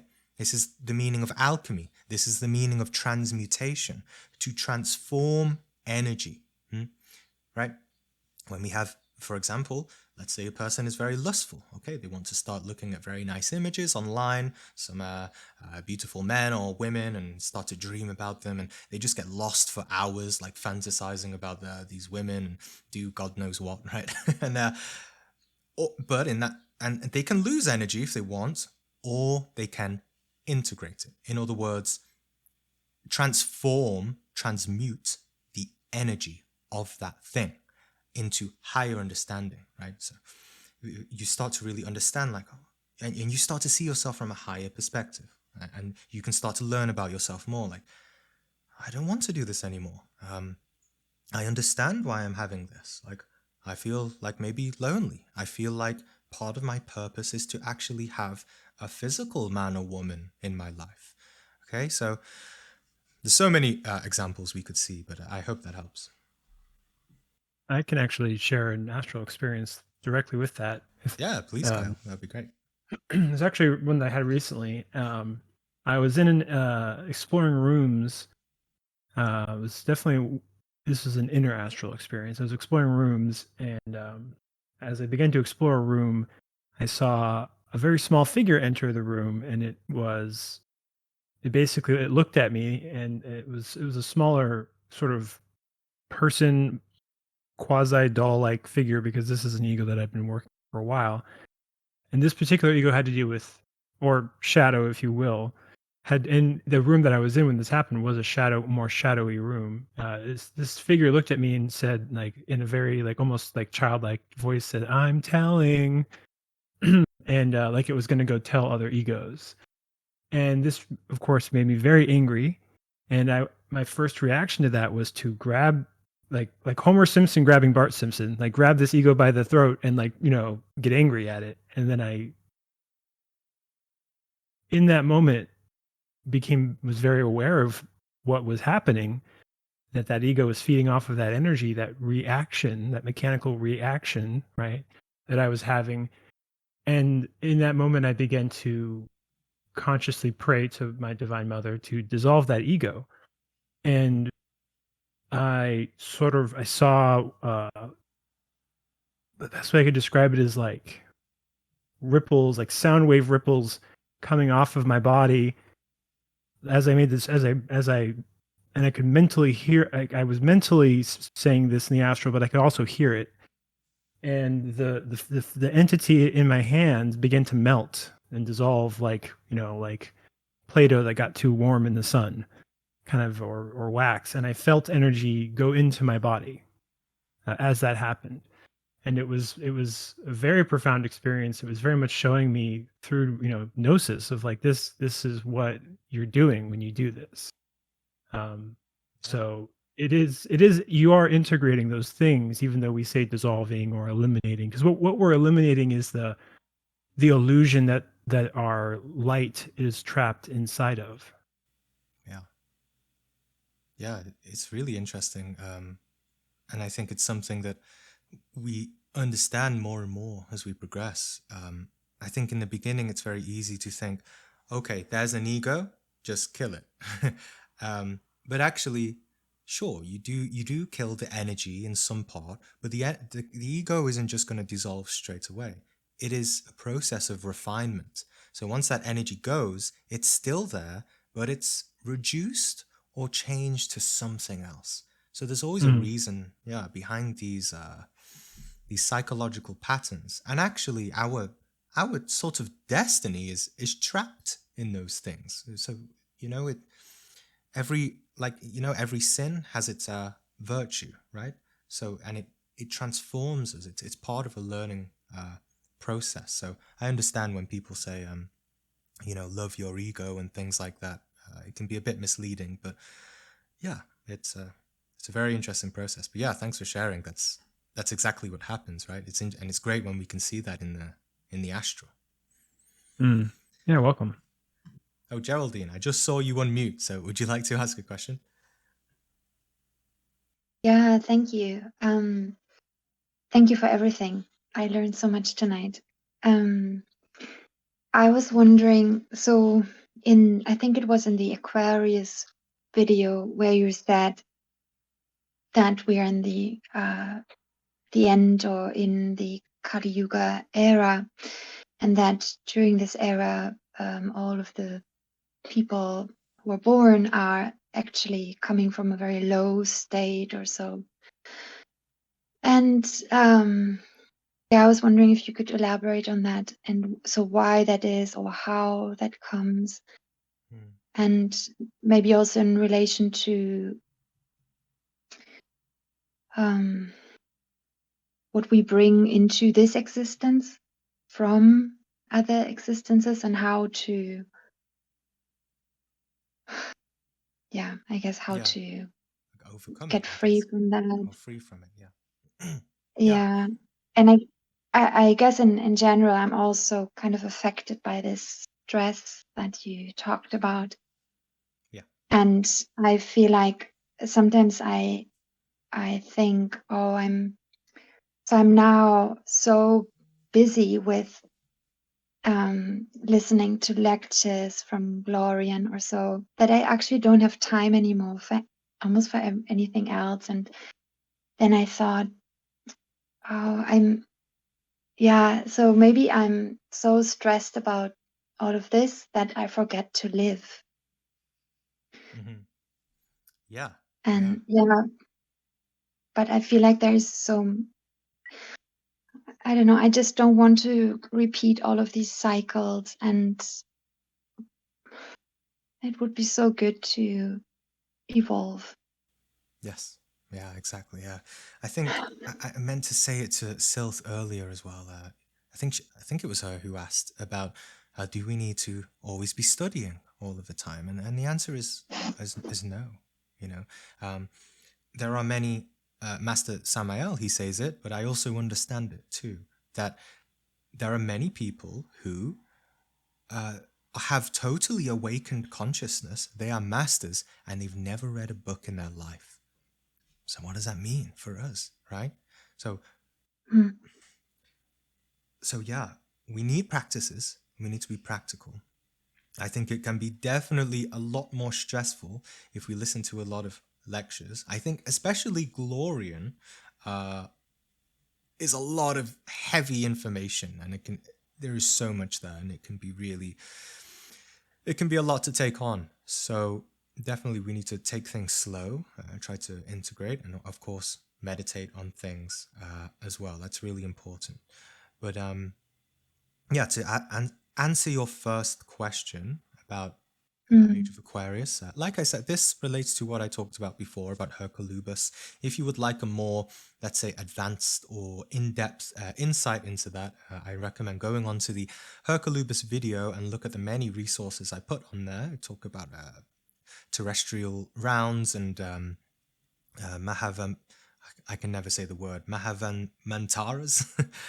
These are like cosmic ages that humanity goes through, etc. But to try and explain simply, which I always try to do, why are we here with darkness, right? And what is the purpose? What is happening? Well, we can understand this in the sense that nature, and when I say nature, I don't mean our local park. I mean nature as in the very complex and highly intelligent, multidimensional reality, which is nature. Okay, so there's something to understand of what it is. We have the physical plane, we have animals, and we have mental. We have so many. It's a multidimensional thing, right? So, what happens when a certain race starts to fall into this, like we said earlier, about karma, about being attached to the physical senses, about being really unconscious, totally forgetting ourselves and the divine eternal divinity within us. And we start to just become very, very selfish people who, frankly, are very absurd and just absolutely mental. Like, we're absolutely crazy. I'm not talking about us like in this group, but if we just generalize humanity as to what we do in this life, creating wars and like just like doing ridiculous things in life, what happens to that kind of humanity? So this just means, in a simple way, hundreds or thousands of years ago, at some point, humanity started to devolve into this type of unconsciousness. And so, and in the same way, when I say that when we die, our ego doesn't die, the ego stays with us from life to life, right? Because this is we have decided within our hearts that this is our creation. This is what we are responsible for. This is why we say when you take up the spiritual path, you'll become more responsibility. This is why it says in Spider-Man, but it's actually a more ancient saying: with more power comes greater responsibility. You have to become a more responsible person if you want to be a cosmic person, not just this to be on this earth and be in this strange dream world of the Matrix, right? So anyway, when we start to have all of this ego, then we are put into a specific place in the multidimensional part of nature.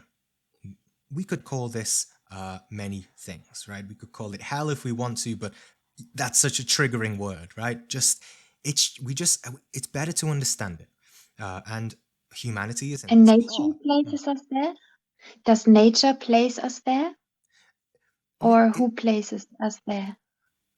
I would say we place us there.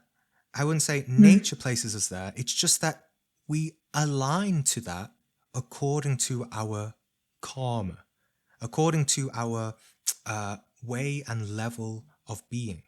That's why we're there. We just gravitate. We just naturally magnetize to this place. Right? So then we're in this place. And like Christian teachings say, hell is eternal suffering. Yeah, because we're going to be there until we awaken, until we just wake up and get out. So it's going to be forever, yes, until we awaken. This is why I said I think on Hercolubus video, I said, when a superior law, I can't remember the exact saying, but it essentially goes, when we integrate a superior law of being, it washes away the inferior law. That's the whole path, really, if you understand that you'll just start going up in levels of being and levels of consciousness. So Anyway, yeah, we're in this place, and so the understanding is that according to these rounds, or these ages, these cycles that you can see, not just in Gnostic teachings, but like Mayan calendar and things like that, then if the earth is in an age where it is allowed all of this darkness, then the beings who are on this lower plane, or let's just call it the lower astral, will be allowed to incarnate into that dark age for the purpose, in hopes that these many people will begin to have a chance to awaken out of this matrix, so to speak. And then, of Oh, course, wow. yeah, I'm glad you understand. And then when it is the age for a golden age, like, for example, at the heights of when there was the pyramids, which was a beautiful age where everyone is so conscious and it's lovely, then the higher beings will be allowed to incarnate during that time. That's why we say there are hundreds and thousands of masters in the other worlds, in the astral worlds, in the not even astral, because actually the astral is quite low, but the much higher worlds, because it's not their time to be here. Some of them come, the greatest masters come, like Master Samael. He's so high, but he's come, and many masters, but only the highest masters can tolerate such a low level of density. But in the golden age, they'll all be here in the physical world, because the earth will be aligned to this higher dimension, and they'll just be there naturally. And that the understanding is, we won't, as long as we're still, our vibration is still very low. So this is how you can understand, like in New Age teachings, like, oh, the ascension from 3D to 4D to 5D, and the new earth is all about being in the 5D. So we need to understand 5D consciousness and not stay left behind in the 3D world. So yeah. Oh, wow. Thank you very much. I know that spiritual growth requires adequate rest, but I've been very ill in recent months, neurologically and from stress, right? I feel this is a threat to my permanent well-being. Well, yeah, ego, unconsciousness, everything that we're talking about, this thing that is the opposite to Kundalini, is, like I said before, like how it has an undercurrent of fear. Ego is also neurologically and psychophysiologically, so physically, it is stress. It is stress. Ego equals stress, just for simple spiritual mathematics. So I feel this is a threat to my permanent well-being. It is. This is why we say dissolve ego. I worry about my kids seeing me incapacitated permanently. Okay, from day to day, my mind is not recuperating. My focus and ability to understand just one spoken or written sentence is starting to feel overwhelming. Okay, don't force yourself then.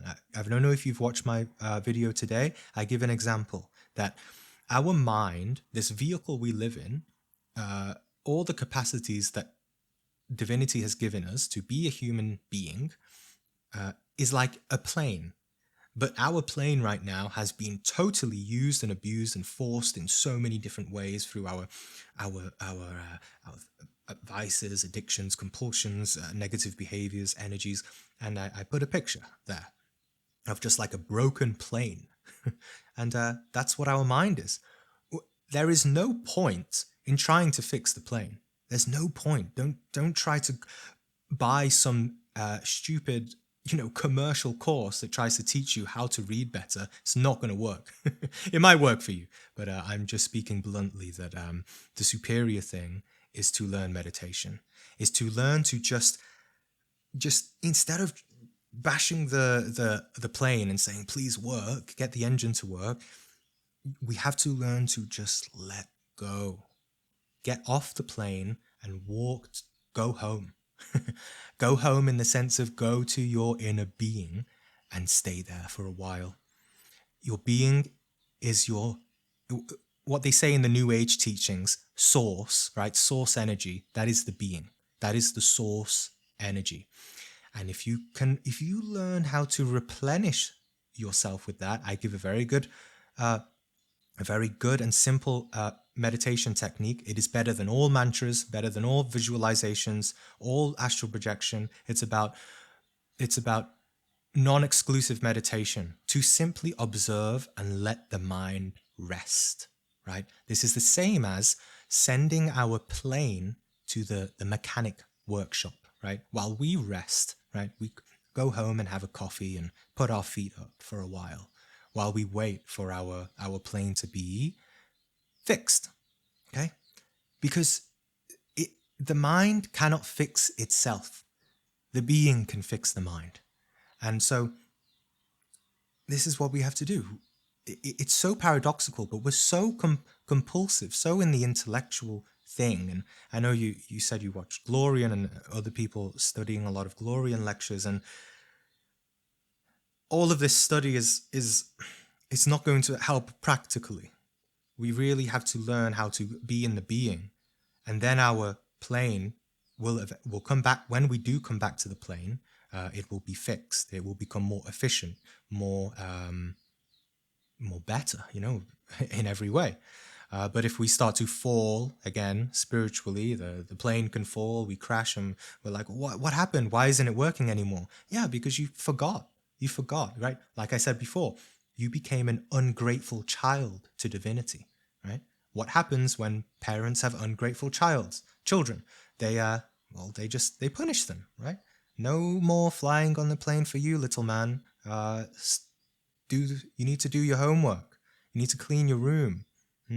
So, yeah, watch my video today. I hope that helps. Sorry, I didn't even read the rest of your question. Rewatching Glorian videos or Kyle's or the like is like mine is stressful. Yeah, I understand, and that's what we're seeing here. I want to sleep for 8 hours every day, but all the assistance of my medical providers is not able to get me past 5 hours. Okay, where I jolt awake immediately with worry and stress. I didn't fall asleep like that. That's okay. That's okay. I want to give you some advice, but really, it's okay. It's okay if you wake up and have worry and stress. Sometimes I wake up in the middle of the night and I can't go back to sleep. But I don't say I don't say that. Oh, this is horrible. I can't sleep, and try to take some medications or things like that. It's okay, right? Usually, I'll just go and enjoy some meditation. Because the worry and stress, as I've been saying here, worry and stress is like it's like the spiritual material that we're receiving from divinity. We have to work with it. We have to learn self-observation, meditation, things like that. Is there anything I can do to enable my body to use spiritual energy? So I hope that helps. Perhaps first watch today's video on the channel, and then feel free to ask me questions again, like in the question channel later on. And I hope it makes sense, and you'll see in practice if you can get yourself to, do a bit of meditation. You can probably hear some birds outside. They're trying to encourage you to do some practices. I'm just going through the chat. Lots of chatting, which is fine. I'm glad you're. Hey, Jin. Oh, Hi. sorry. Do you mind if I ask now? Or did you want to? Yeah, go on. Yeah, it was Okay. Sean. Yeah, welcome. So since like the beginning of my path, I've been able in the visual field to kind of see a fluidity when I'm meditating. And I know that upon stream entry, it is seen that the nature just is fluid. The solidity you thought was there was more of a filter of the mind. Mm-hmm. And I suppose now, later in my path, in meditation, I'm able to sort of enter that fluidity, you could say, briefly, For example, a few days ago, it felt like I kind of was absorbed into that fluidity. I notice it because I close my eyes and then I start to see things. I guess it's my own consciousness. I haven't fully comprehended it, but Yeah, moving it into was your like, being, yeah, and feeling this kind of from moment to moment presence. yeah, like it was very, very real. And it was Mm. like I flowed out of my physical body. And I saw like the tree almost outside of my window. And it was like I saw the branch like flowing, and it was like it was waving to me. Yeah. I guess my question is just, what is that? Yeah. Well, again, I love how everything relates to the videos, but yeah, I do speak about that in today's video too, about when we start to have these these move into this deep stillness, this deep presence of consciousness, and whether we want to call it ecstasy, samadhi, or whatever, it's this absorption into the consciousness. We can start to see things. We can start to receive images.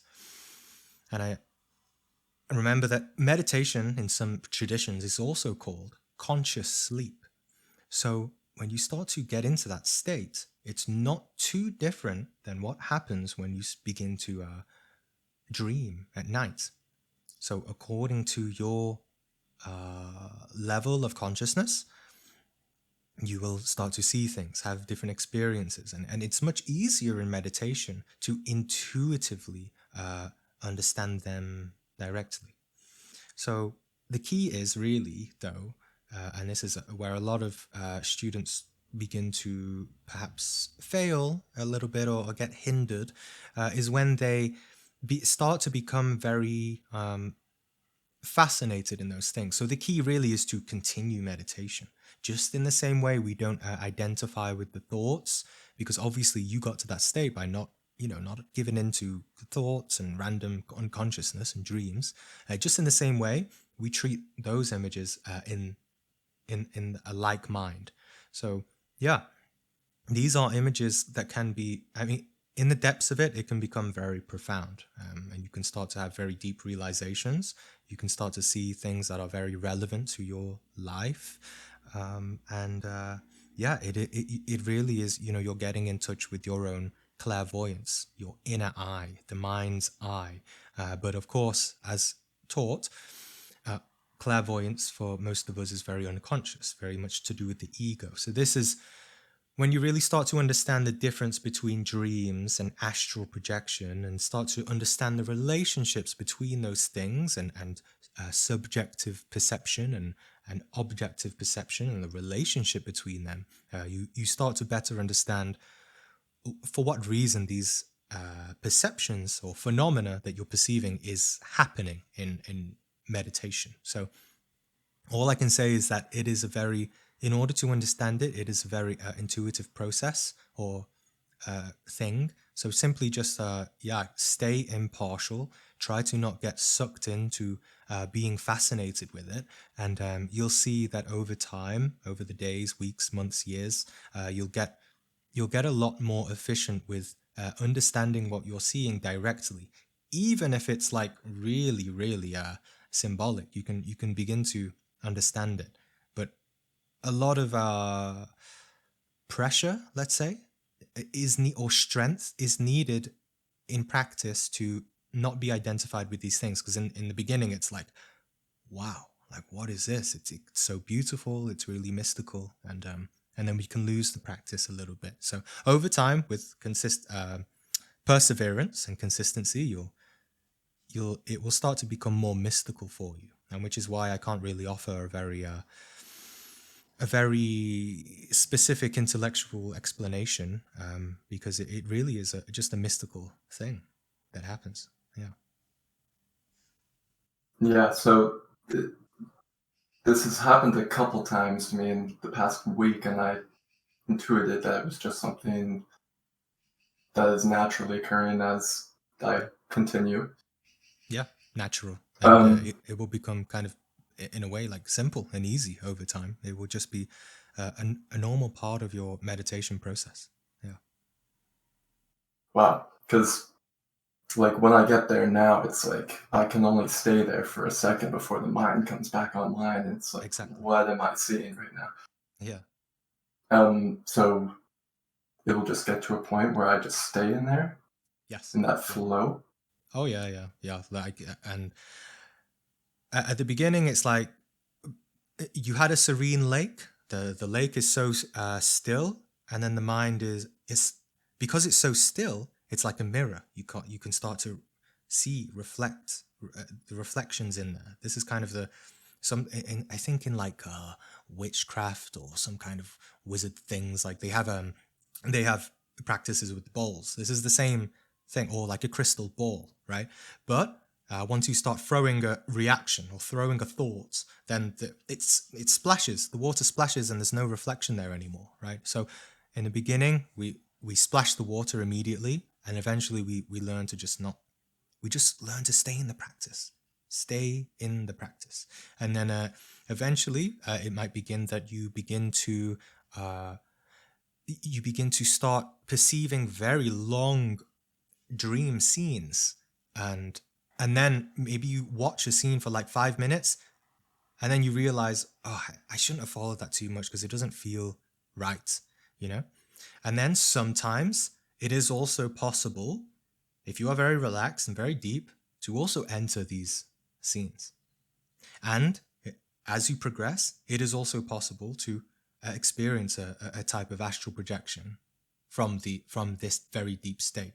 But again, the real key here, we really have to work on is letting our inner lake, be totally serene no matter what happens. Because remember, at the end of the day, they're just forms, perceptions, and we are attached, terribly, terribly attached to physical sense perceptions of external reality. And we really need to be very, very formidable in order to resist temptation, right? In a way, it's like lust, right? I am talking about sexual energy, but I'm not talking about like physical lust and or things like that. I'm talking about lust in a very simple way. It's just attachment to external physical forms. And we begin to experience those forms in meditation because it's just coming back to us again, saying, it's like it's Maya, right? If you see Buddhist pictures of Maya or the Samsara wheel, you can see there's a demon holding the wheel. And it's like, woohoo, this is the wheel of Samsara. So in those moments when you're in that bliss and totally enjoying yourself, but then the demon comes and says, ooh, hello, here's an illusion for you. Are you going to be fascinated? Come back to the world. Come back to samsara. Come back to illusion and suffering and attachment. And well, it can happen naturally, of course, so we can get fascinated into those things. But the practice, just be the Buddha. Stay in your practice and just don't even say no to samsara. He's going to wave everything he can in your face, but you just have to stay very firm in your practice, if that makes sense. Mm-hmm. Like remain neutral to it? Neutral, yeah. Rather neutral. than engage it? Yeah, exactly, yeah. The thing, the paradoxical thing is that there will be points in your practice where, and this can happen in meditation or during sleep, that you will then begin to have vivid astral projection experiences because you've just trained your mind to not be. This is the same thing that happens when we go to sleep. When we go to sleep, we are immersed in samsara, in illusion, in Maya. But what happens when we develop a conscious center of gravity, of awareness, where we resist, we're not easily tempted to be absorbed by samsara, and we are simply just absorbed by the being. What happens when we sleep then? If we're always like that, not just in meditation, but waking life from moment to moment, it's obvious that we'll have certain mystical experiences during sleep. And it doesn't mean that we have to be totally awake during sleep. It's just that it's like this. That being, that Maya, comes to us and says, when we're on the path, he doesn't need to use very strong illusions to keep us unconscious. Okay? But when we start to become more strong and say, no, I don't care about that illusion, he'll start to make something a little more interesting, something more beautiful, right? And so this is why then we can start to have more vivid experiences, because he'll when we're like almost like the Buddha, we're really advanced, he'll start to show us like temples of God and incredible things, and are we going to be tempted into that too? But so it's like transforming this reflection of samsara from something black to something white. And I don't know if that explanation I think I follow. Yeah. Right. It's hard to explain how the consciousness slowly refines into something really mystical and something transcendental that happens in our inner experiences, just in our consciousness as a whole, in our life as a being. Yeah. So I guess what's being reflected now is just ego, but when you don't engage it, I guess it reflects your true nature instead. Yeah, right. And you start to generate, if you watch my latest video, you start to generate your own conscious center of gravity. Right? That means to be in our pure awareness and start to grow in that gravity. And what is gravity? Why do we say gravity? Well, if an asteroid, right, or a comet, it doesn't have a strong gravity at all. It's just like a little rock in a thing. We don't have a gravity, right? But if that rock grows, then it becomes something that is more of an individual. It becomes something that it's able to be protected by other things. Like Jupiter protects the Earth because it has a really big gravity. It protects.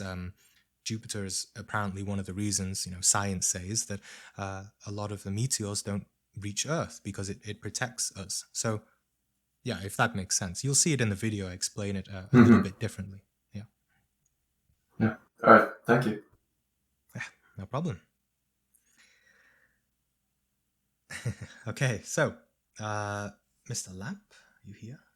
So yeah, would you speak on spirit guides and the Father, Son, Holy Spirit?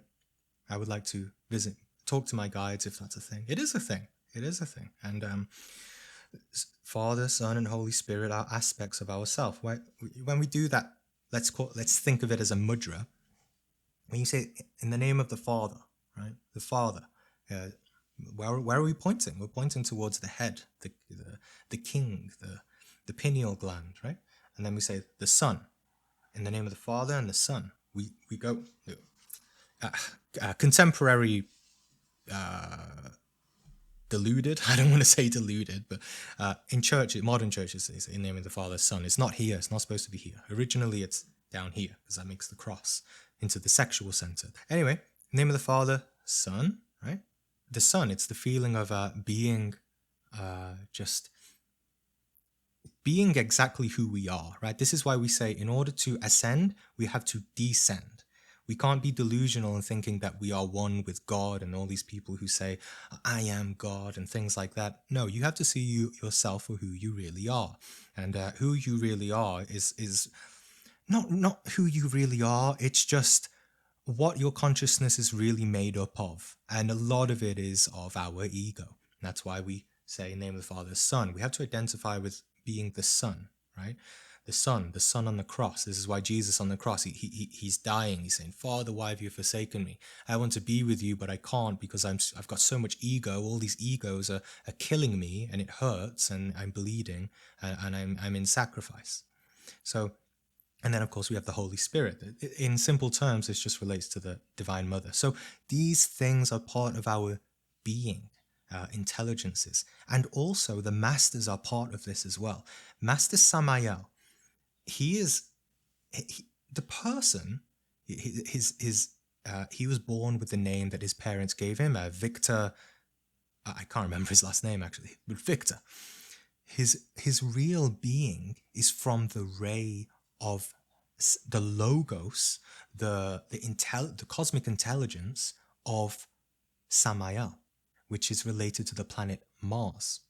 So when we begin to see Samael in the astral, we may see his physical presence, or we can also see him as a great intelligence, as the logos intelligence of Samael. Either way, this logos, we're all connected to it. This is how we can try to begin to intuit and understand that all the masters are within us. They're all part of us. The angels, the masters, all of them. And that's why we can say that when we ask for help from them, they will help us in return, because they're part of us. Just as the human, man is made in the image of God.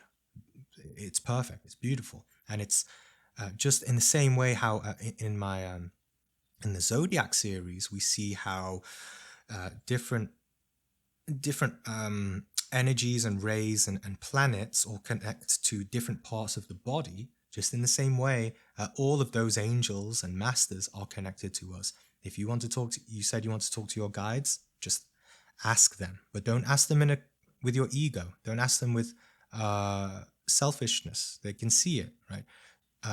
You have to ask with your heart. Prayer should be done with the heart, not just saying words, but just feeling it. It's a lot better to do a prayer with no words but feel it genuinely in your heart than say a long prayer for an hour mechanically with no feeling, with no genuine feeling. So yeah. Danster? Sorry, Yeah. I thought I was muted. I'm not sure why. I think my mic unmuted automatically. I said God damn by accident while you were talking, but totally unrelated to something else entirely. Sorry about that. No, it's okay. Yeah. Did you have a question? Actually, there was one on my mind. I'm wondering. I have a friend who, he's a very sort of energetically powerful person. Mm-hmm. When you meet him, he just has that sort of presence, that sense that, just sort of much higher consciousness, spiritually gifted in that sense. Okay. But I think the question I'm sort of want to ask is, can someone be a practitioner accidentally of like black magic?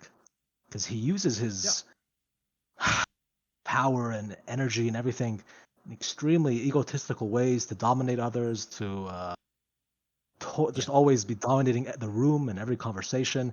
Yeah. And when I try to talk to him about spirituality, he's a very materialist, sort of atheist person. And I wonder how he can control his energy, sort of if he believes in sort of like a mechanistic world, if he doesn't have that sort of spiritual belief underlying his view of the world. So basically the question is, can someone be an accidental practitioner of, black magic? Yeah, absolutely. And in a way, we all sort of do begin as quote unquote black magicians when we begin, because we have so much desire, we're so much suffering, we hate ourselves, and it's just like we kind of take up the path in a selfish way. But over time, we understand the necessity to be selfless, to help others, etc., etc.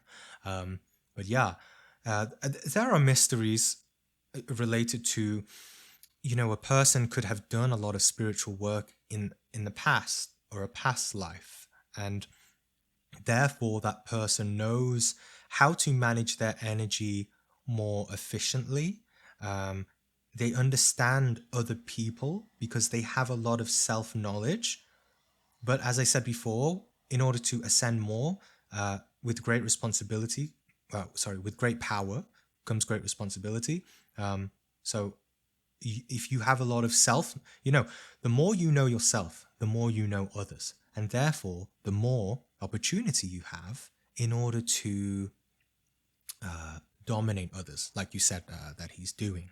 So And so really it is, just a form of black magic, like a lot of spirituality is, of course, like, law of attraction. I want to make lots of money. I want to become rich. And well, what is black magic?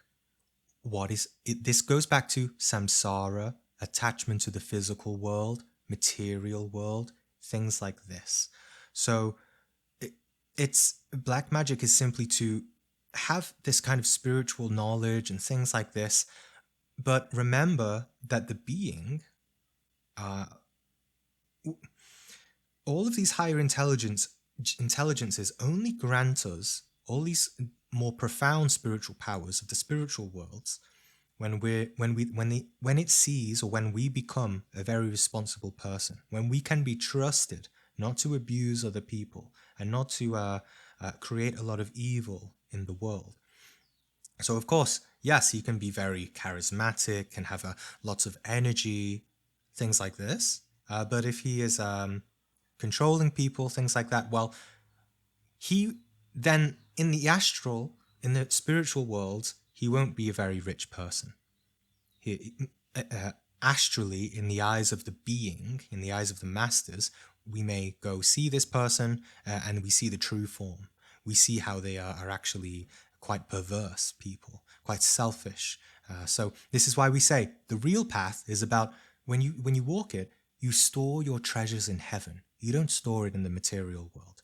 That's the path for black magic, really. So as long as we, and I'm not saying it's necessarily bad, and I know black magic is like it can be triggering for some people, but this is just the way it is. If we have this lower level form of spirituality, even though we can feel more energetic, seem more charismatic and able to control people because we know how to manipulate them, things like this, well then we will simply become like admired.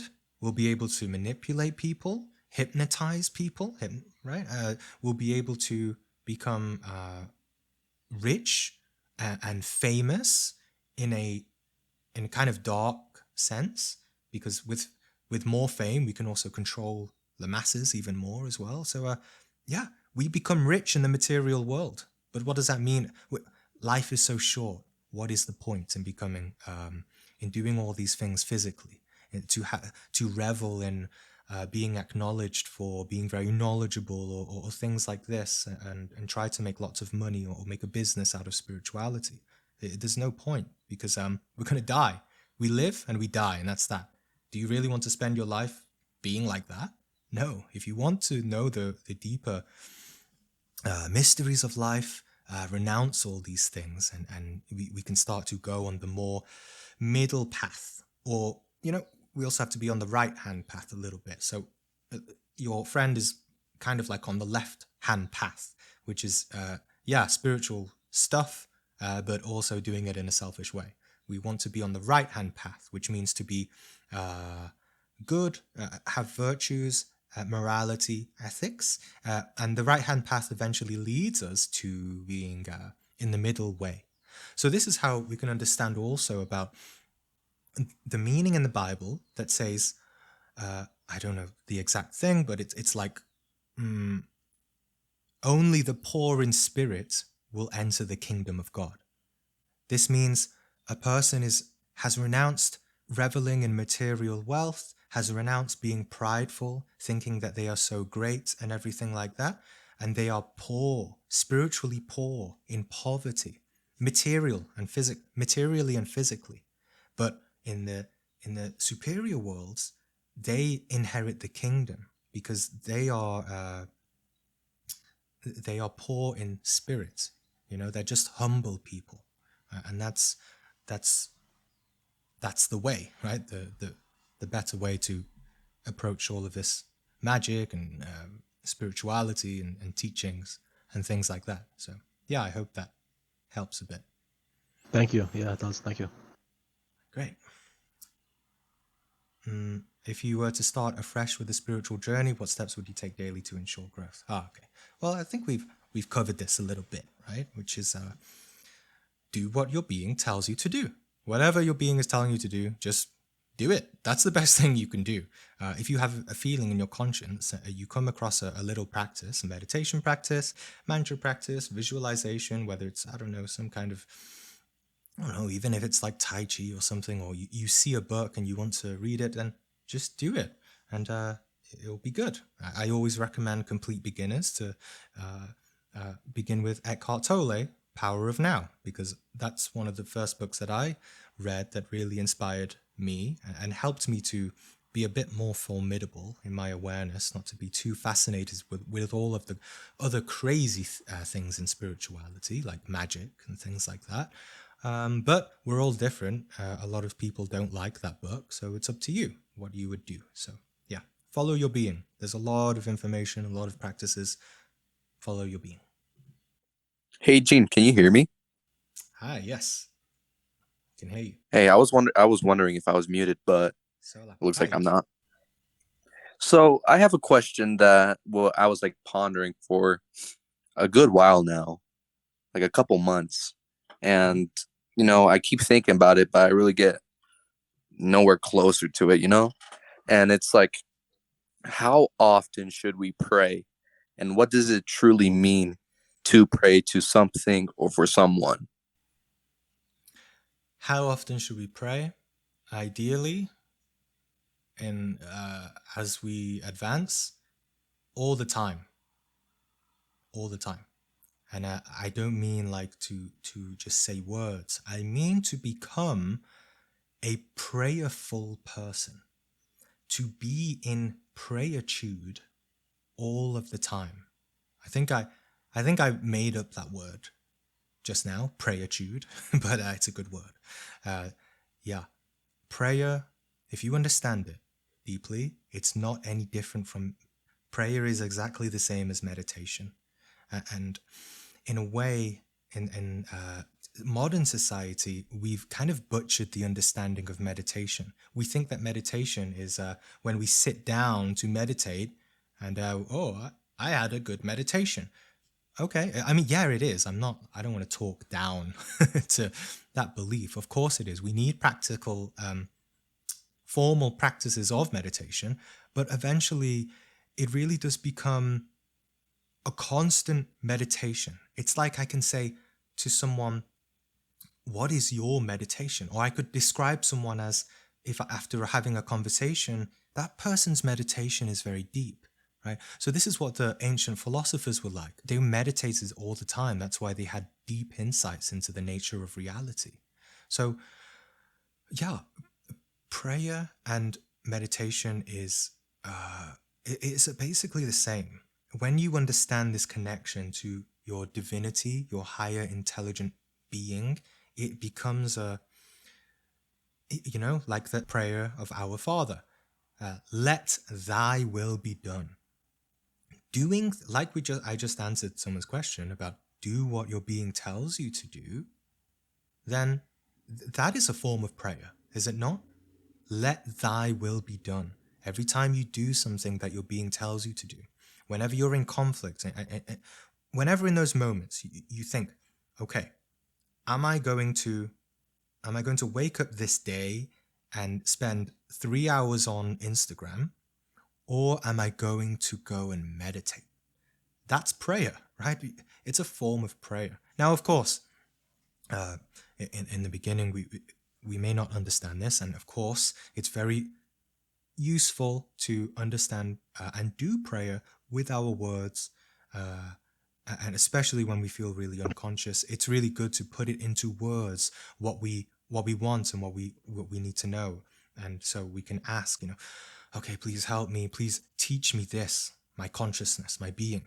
Teach me how to do this thing that I want to understand, or teach me how to overcome laziness. Teach me please teach me the deeper aspects of prayer. Okay. And then when you begin to make more efforts, you start to do it, and you start to meditate more, you'll see that your answers will be prayed. Your answers will be prayed. Your answers will be, can't speak. I've been speaking too long. Your prayers will be answered. And that's part of what today's video is about, which is about being able to integrate this sense of prayerfulness during our daily life, especially in the tip that I give about develop a sense of contemplation during the day. Because what's the good in it's okay, I know, but I'm talking at a little bit at more of an advanced level here. What's the point in having a 1 hour meditation and then the rest of the day is just like bleh? It's just unconscious. I'm just following unconscious impulses. I'm not doing anything to make myself feel better. I'm not following my desires. When I say that, I just mean like we should follow our desires that make us feel good, like that are healthy, you know? Not all desires are bad, obviously. If we have a desire to go on a long walk because we're stressed, we should follow it, right? So we need to get in touch with our feelings, our intuition. And and if we're not able to, some prayer will help. Like in the heart, like you can see how prayer is the most helpful when we do it with so much faith in those moments when we are really unconscious, when we're really like in such a rut and we feel really miserable, and we just say, if we just say like, please help me, like get me out of this rut, like I'm so sorry, inner being, like I don't know, just anything that you can say that comes from your heart, and then you'll feel a little bit better, and you'll begin to be led to certain, I don't know, books, practices, whatever. The main thing is follow your being, and your prayer will deepen and become more consistent and part of your life. Yeah, thanks. And I remember when you said that a prayer, like a true prayer, is where you say no words at all, which I try to do it, but I always feel like I don't do it properly. Like, I feel like it's just, I have an idea what I want to pray about, but I'm just not thinking of it or saying words of it. Mm-hmm. Yeah. Yeah, well, yeah, this is what, if you see today's video, and I talk about contemplation, in having contemplation all the time during daily life, to become a contemplative person, then you start to observe as well. With self-observation, you start to observe the things that you no longer want in your life anymore in a decisive way. And eventually, you can just begin to develop this sense of what kind of things you would, you want in your life. You can reflect on how, I understand how it can be a challenge for some people, because I was raised by a very emotionally religious mother, and she made me pray the Catholic prayers. She had statues of Mother Mary and Jesus, and it was something very natural for me. It really taught me. But you can reflect on this and how all the traditions, they have beautiful statues, and they have to inspire the mind, the imagination to some higher power that you can pray to, and just completely release the mind, because it has to be done with full faith, with conscious faith, not just like blind faith. Again, it comes back to this. Kundalini rises to the merits of the heart. Is your heart just mechanical? Is it just from ego? Or is it from something like real aspirations from, again, this is what it relates to, how we should feel as children on the path, and how we should have innocent desires on the path and innocent wishes to grow and expand in our consciousness. And, maybe we can understand prayer in the sense of maybe we can observe children and see how they're so sweet when they ask their mother and father, like, "Mummy and Daddy, can I please have this? Like, I really want it. I'll be really good. I'll do all the good chores around my house for you." And they'll say, "Okay, you can have it," right? But if we say it mechanically, like, "I want this," and I don't know, the parents are going to look at me like, what a weird child. Like, what is their motive? So it's just some material for you to and others to reflect on how we pray. And obviously, if we pray in a really evil way and we're crying, right, try to observe yourself in the way you pray, right? Are you like a child who goes to their mother and father and says like, "Oh, please forgive me, I want to do all this and I won't do it again"? Then, well, sometimes if there's too much guilt and things, maybe the mother and father might not, they're like, okay, they don't need a a reward right now. They need to do some work, and maybe I can help. They're going to help the child with that. So you can see these, it's said on the path that if you can't see it in daily life, then it's probably not true, right? So all of the spiritual teachings can be applied to our daily life. You can see it if you just have the eyes to see. So, yeah. Yeah, thanks. And one last thing. I saw a while back the video where you said the three main things to do in life: the death, rebirth, and serving other people. And I also was stuck on like what does it mean to serve people? What does it truly like to do, and just like the understanding of what it means to serve.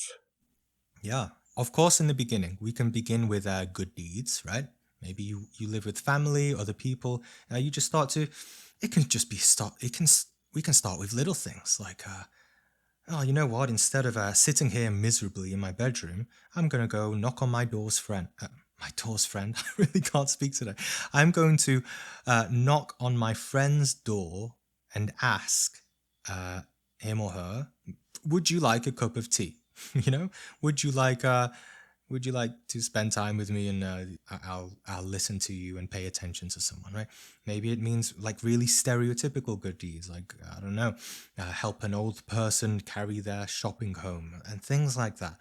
Now, eventually, so of course this all creates dharma. This all creates the opposite of karma, right? We start to change our destiny because we become a more helpful person. Now, in the superior aspect, of course, the best thing we can do is transform ourselves by doing the spiritual path. And if we can give other people spiritual teachings, then it's going to be really helpful. So if you transform yourself, you naturally, anyone who meets you will also experience a sort of a transformation, right? Because if we are who we are today and people meet us, they're going to be in our presence, in our electromagnetic field. How are they going to be affected by you? How are they going to be affected? Something we can reflect on. Is it going to be negative? Are we going to encourage them to have more suffering, to have many vices? Are we going to encourage them to, be attached or to their emotions, negativity, whatever? But if we change internally and meet people, we will naturally do good deeds for others. So the superior aspect of this sacrifice for humanity is, as I said before, we all begin the spiritual path as a quote-unquote black magician, because we come to the path selfishly, wanting to be more wise, wanting to be great, wanting to be unique, and wanting to have knowledge, wanting to astral project. It's all fine. It's okay. But over time, if we want to progress, our being will naturally push us to start walking the path, not for ourselves, but for other people. This is what the Christ means. This is why it said, the Christ, and all these Christians who don't understand really the esoteric meaning of Christ, they're all saying, he died for your sins, right? Yeah, he did, right? He died for our sins. But what does this mean practically in our own awakening? It means that we want to die internally, not for ourselves selfishly, but to die for humanity, because we love humanity. We love others, right? And not a superficial, mechanical love. This is a love that kind of shines from within and externally, in the recognition that other people are not separate from you. The ultimate reality, if you can tap into the being, right? I talk about the being, right? But the being is not something individual to all of us. It kind of is, but ultimately the being is just the all. It is the all, and everyone in humanity is not separate from each other. We're all talking together in a kind of echo chamber, because and thinking in illusion that we're all different people, but actually we're all the same. We're all connected. I am in you and you are in me. So yeah, this is what it means to have this wish, this Christ energy, or this bodhicitta, to really have this wish for others, to spread light in the world and help others. And really, we can't actually achieve very deep states of meditation without that sense. Because if we're in meditation and we're just doing it for ourselves and we're just self-concerned, our energy is just like, it's just like tickling ourselves, when actually we should just think, it doesn't have to be that intense, just develop a sense of, I do this for all beings, for all sentient beings, just as the Buddhist thing says, may all sentient beings be happy, may they be blissful, may they be awakened. And they always say this mantra to really embed it in themselves, and they say the bodhisattva, the way of the bodhisattva says, I will walk this path and I will keep helping others and I will keep awakening until every single sentient being on the earth is also liberated as well. I don't just achieve a liberation for myself, I achieve it for others. Every legitimate master and spiritual teacher or the ascended beings, they all have this this renunciation of selfish spirituality. And it's really, really powerful. We begin to really accelerate our process when we start to just forget ourselves and do it for others then, because we start to shift something really deep within ourselves. Yeah, thanks. We were one last thing where the topic is like one of the best ways to serve people is to, I guess, bring them on this path, which I remember some other videos you said like the life will eventually get them on this path, like you cannot force someone to start believing in what all of this is.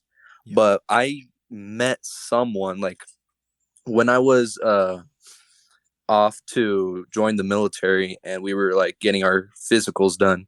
I was in a waiting room and I met someone who was really interested. Like, I don't know how we started. We played pinball. That was the first thing. We played a game, played pinball, and we did small talk. And eventually, we led to like, what do you believe in? And it's something you can't really just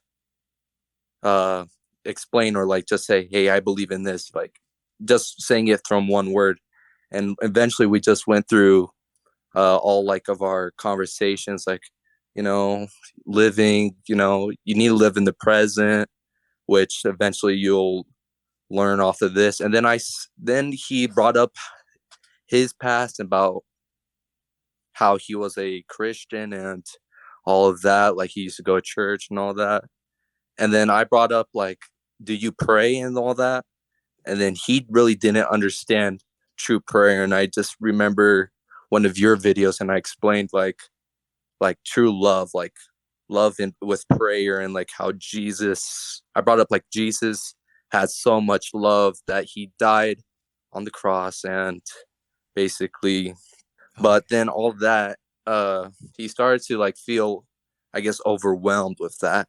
And I guess, is that a way of serving, helping people to, I guess, reach different like perspectives and realizations like that?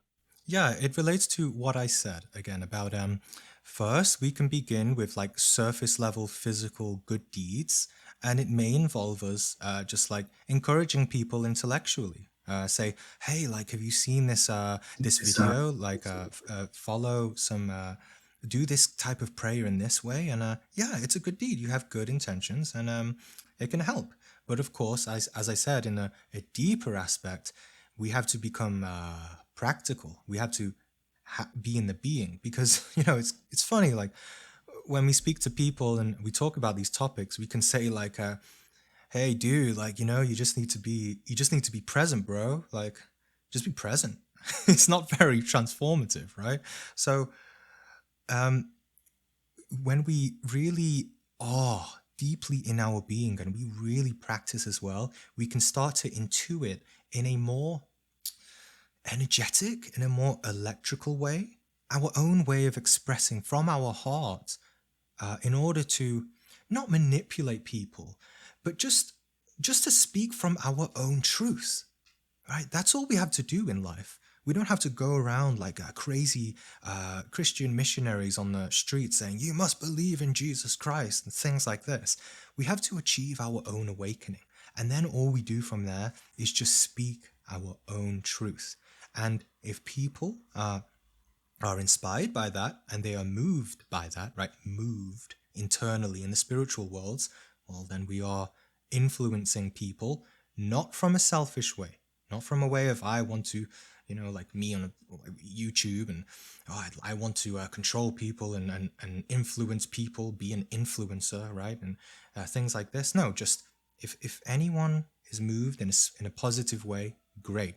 But again, like you said, we can't force people. So if people don't like it, if they don't resonate, there's really not much we can do. We can just keep them in our prayers, say, God, please guide this person and guide them on the right path. And maybe in many years' time, they will be guided in the right path, right? Remember that God exists in his higher dimensions. Manifestation of a spiritual life and spirituality and ascension and awakening in general takes a very long time to trickle down the multidimensional levels of reality. So it takes time for people to awaken, and we can just be patient and really just stick with our own path. Because if we don't stick with it in a practical way, we have a more superficial sense of understanding it. But yeah. All I can say is just follow your being in those moments, and you can only do what you can do. Yeah. Thanks. I really appreciate it. Yeah, Thanster, you had a question? Yeah, thank you. I'm wondering, I don't know, like I'm sort of learning more about Gnosticism over the past couple of months, but I have a specific sort of question about grace, either in like the Christian conceptual meaning or I want to know maybe what the Gnostics have to say about divine grace. Specifically, I'm thinking about how I notice sometimes in my spiritual sort of ascent, it sort of goes through cycles, and there's sort of this like momentum I'm feeling, which is almost like a force outside of me. And, it's weird because the spiritual pursuit, it requires discipline, committal, inner strength. It's an act. It's like 1,000 little acts that you have to do every single day to keep yourself grounded and in the present moment. But sometimes there's just like insight or just feelings from a totally other place, which it almost feels like it had nothing to do with you. I guess the question is, when do those come, and what can one do to sort of open oneself up to those? Because there is sort of a conflict. In the one sense, you need to do the act yourself, but it's almost like the final push into awakening or samadhi or a blissful state. It kind of happens from some other force. Yeah. And this is why we say awakening isn't a mechanical process. We can't just read like a manual. In the same way, like we read a manual to build a computer, that's not the process of, that's what most of us think that the spiritual awakening is, but it's not. We don't do all of these things to do or build something. It's such a mechanical thing. Like you said, it happens by grace. It happens by grace. And again, it's related to the fact that awakening rises, or kundalini rises, according to the merits of the heart. So it's something that is opposite. It is totally opposed to mechanicity, mechanicalness, and intellectual thinking. It's something that just happens harmoniously and by grace, graciously, by following our being, following the impulses. Because in order to follow the being, that's not an intellectual thing. To receive impulses by the being and simply to do it, without knowing really why, this is why in initiations they put blindfolds on to symbolize that the fact that, hey, you're not going to have a clue why you're doing what you're doing, but divinity is going to push you, your being is going to push you to do it, and you just have to have faith. And in the long run, you will understand. You will have even intellectual understanding of, wow, that grace, that harmony that happened in my life, that this all happened because I followed my being. And what a joy, what a way, what a beautiful way to live spontaneously and just follow impulses and just to have faith that these are from my being. And it just becomes a totally normal thing to witness and recognize all of the synchronicities, right, that happen in our life. And we start to realize, like, we have satori, which is this sort of instant realization of the patterns and connections in our life, and for what reason they happened, and the reason why they happened, and how they make sense in our progression of understanding and learning. And sometimes they can be, really, really like big and bright in our face, like, wow, this is total divine timing. And yeah.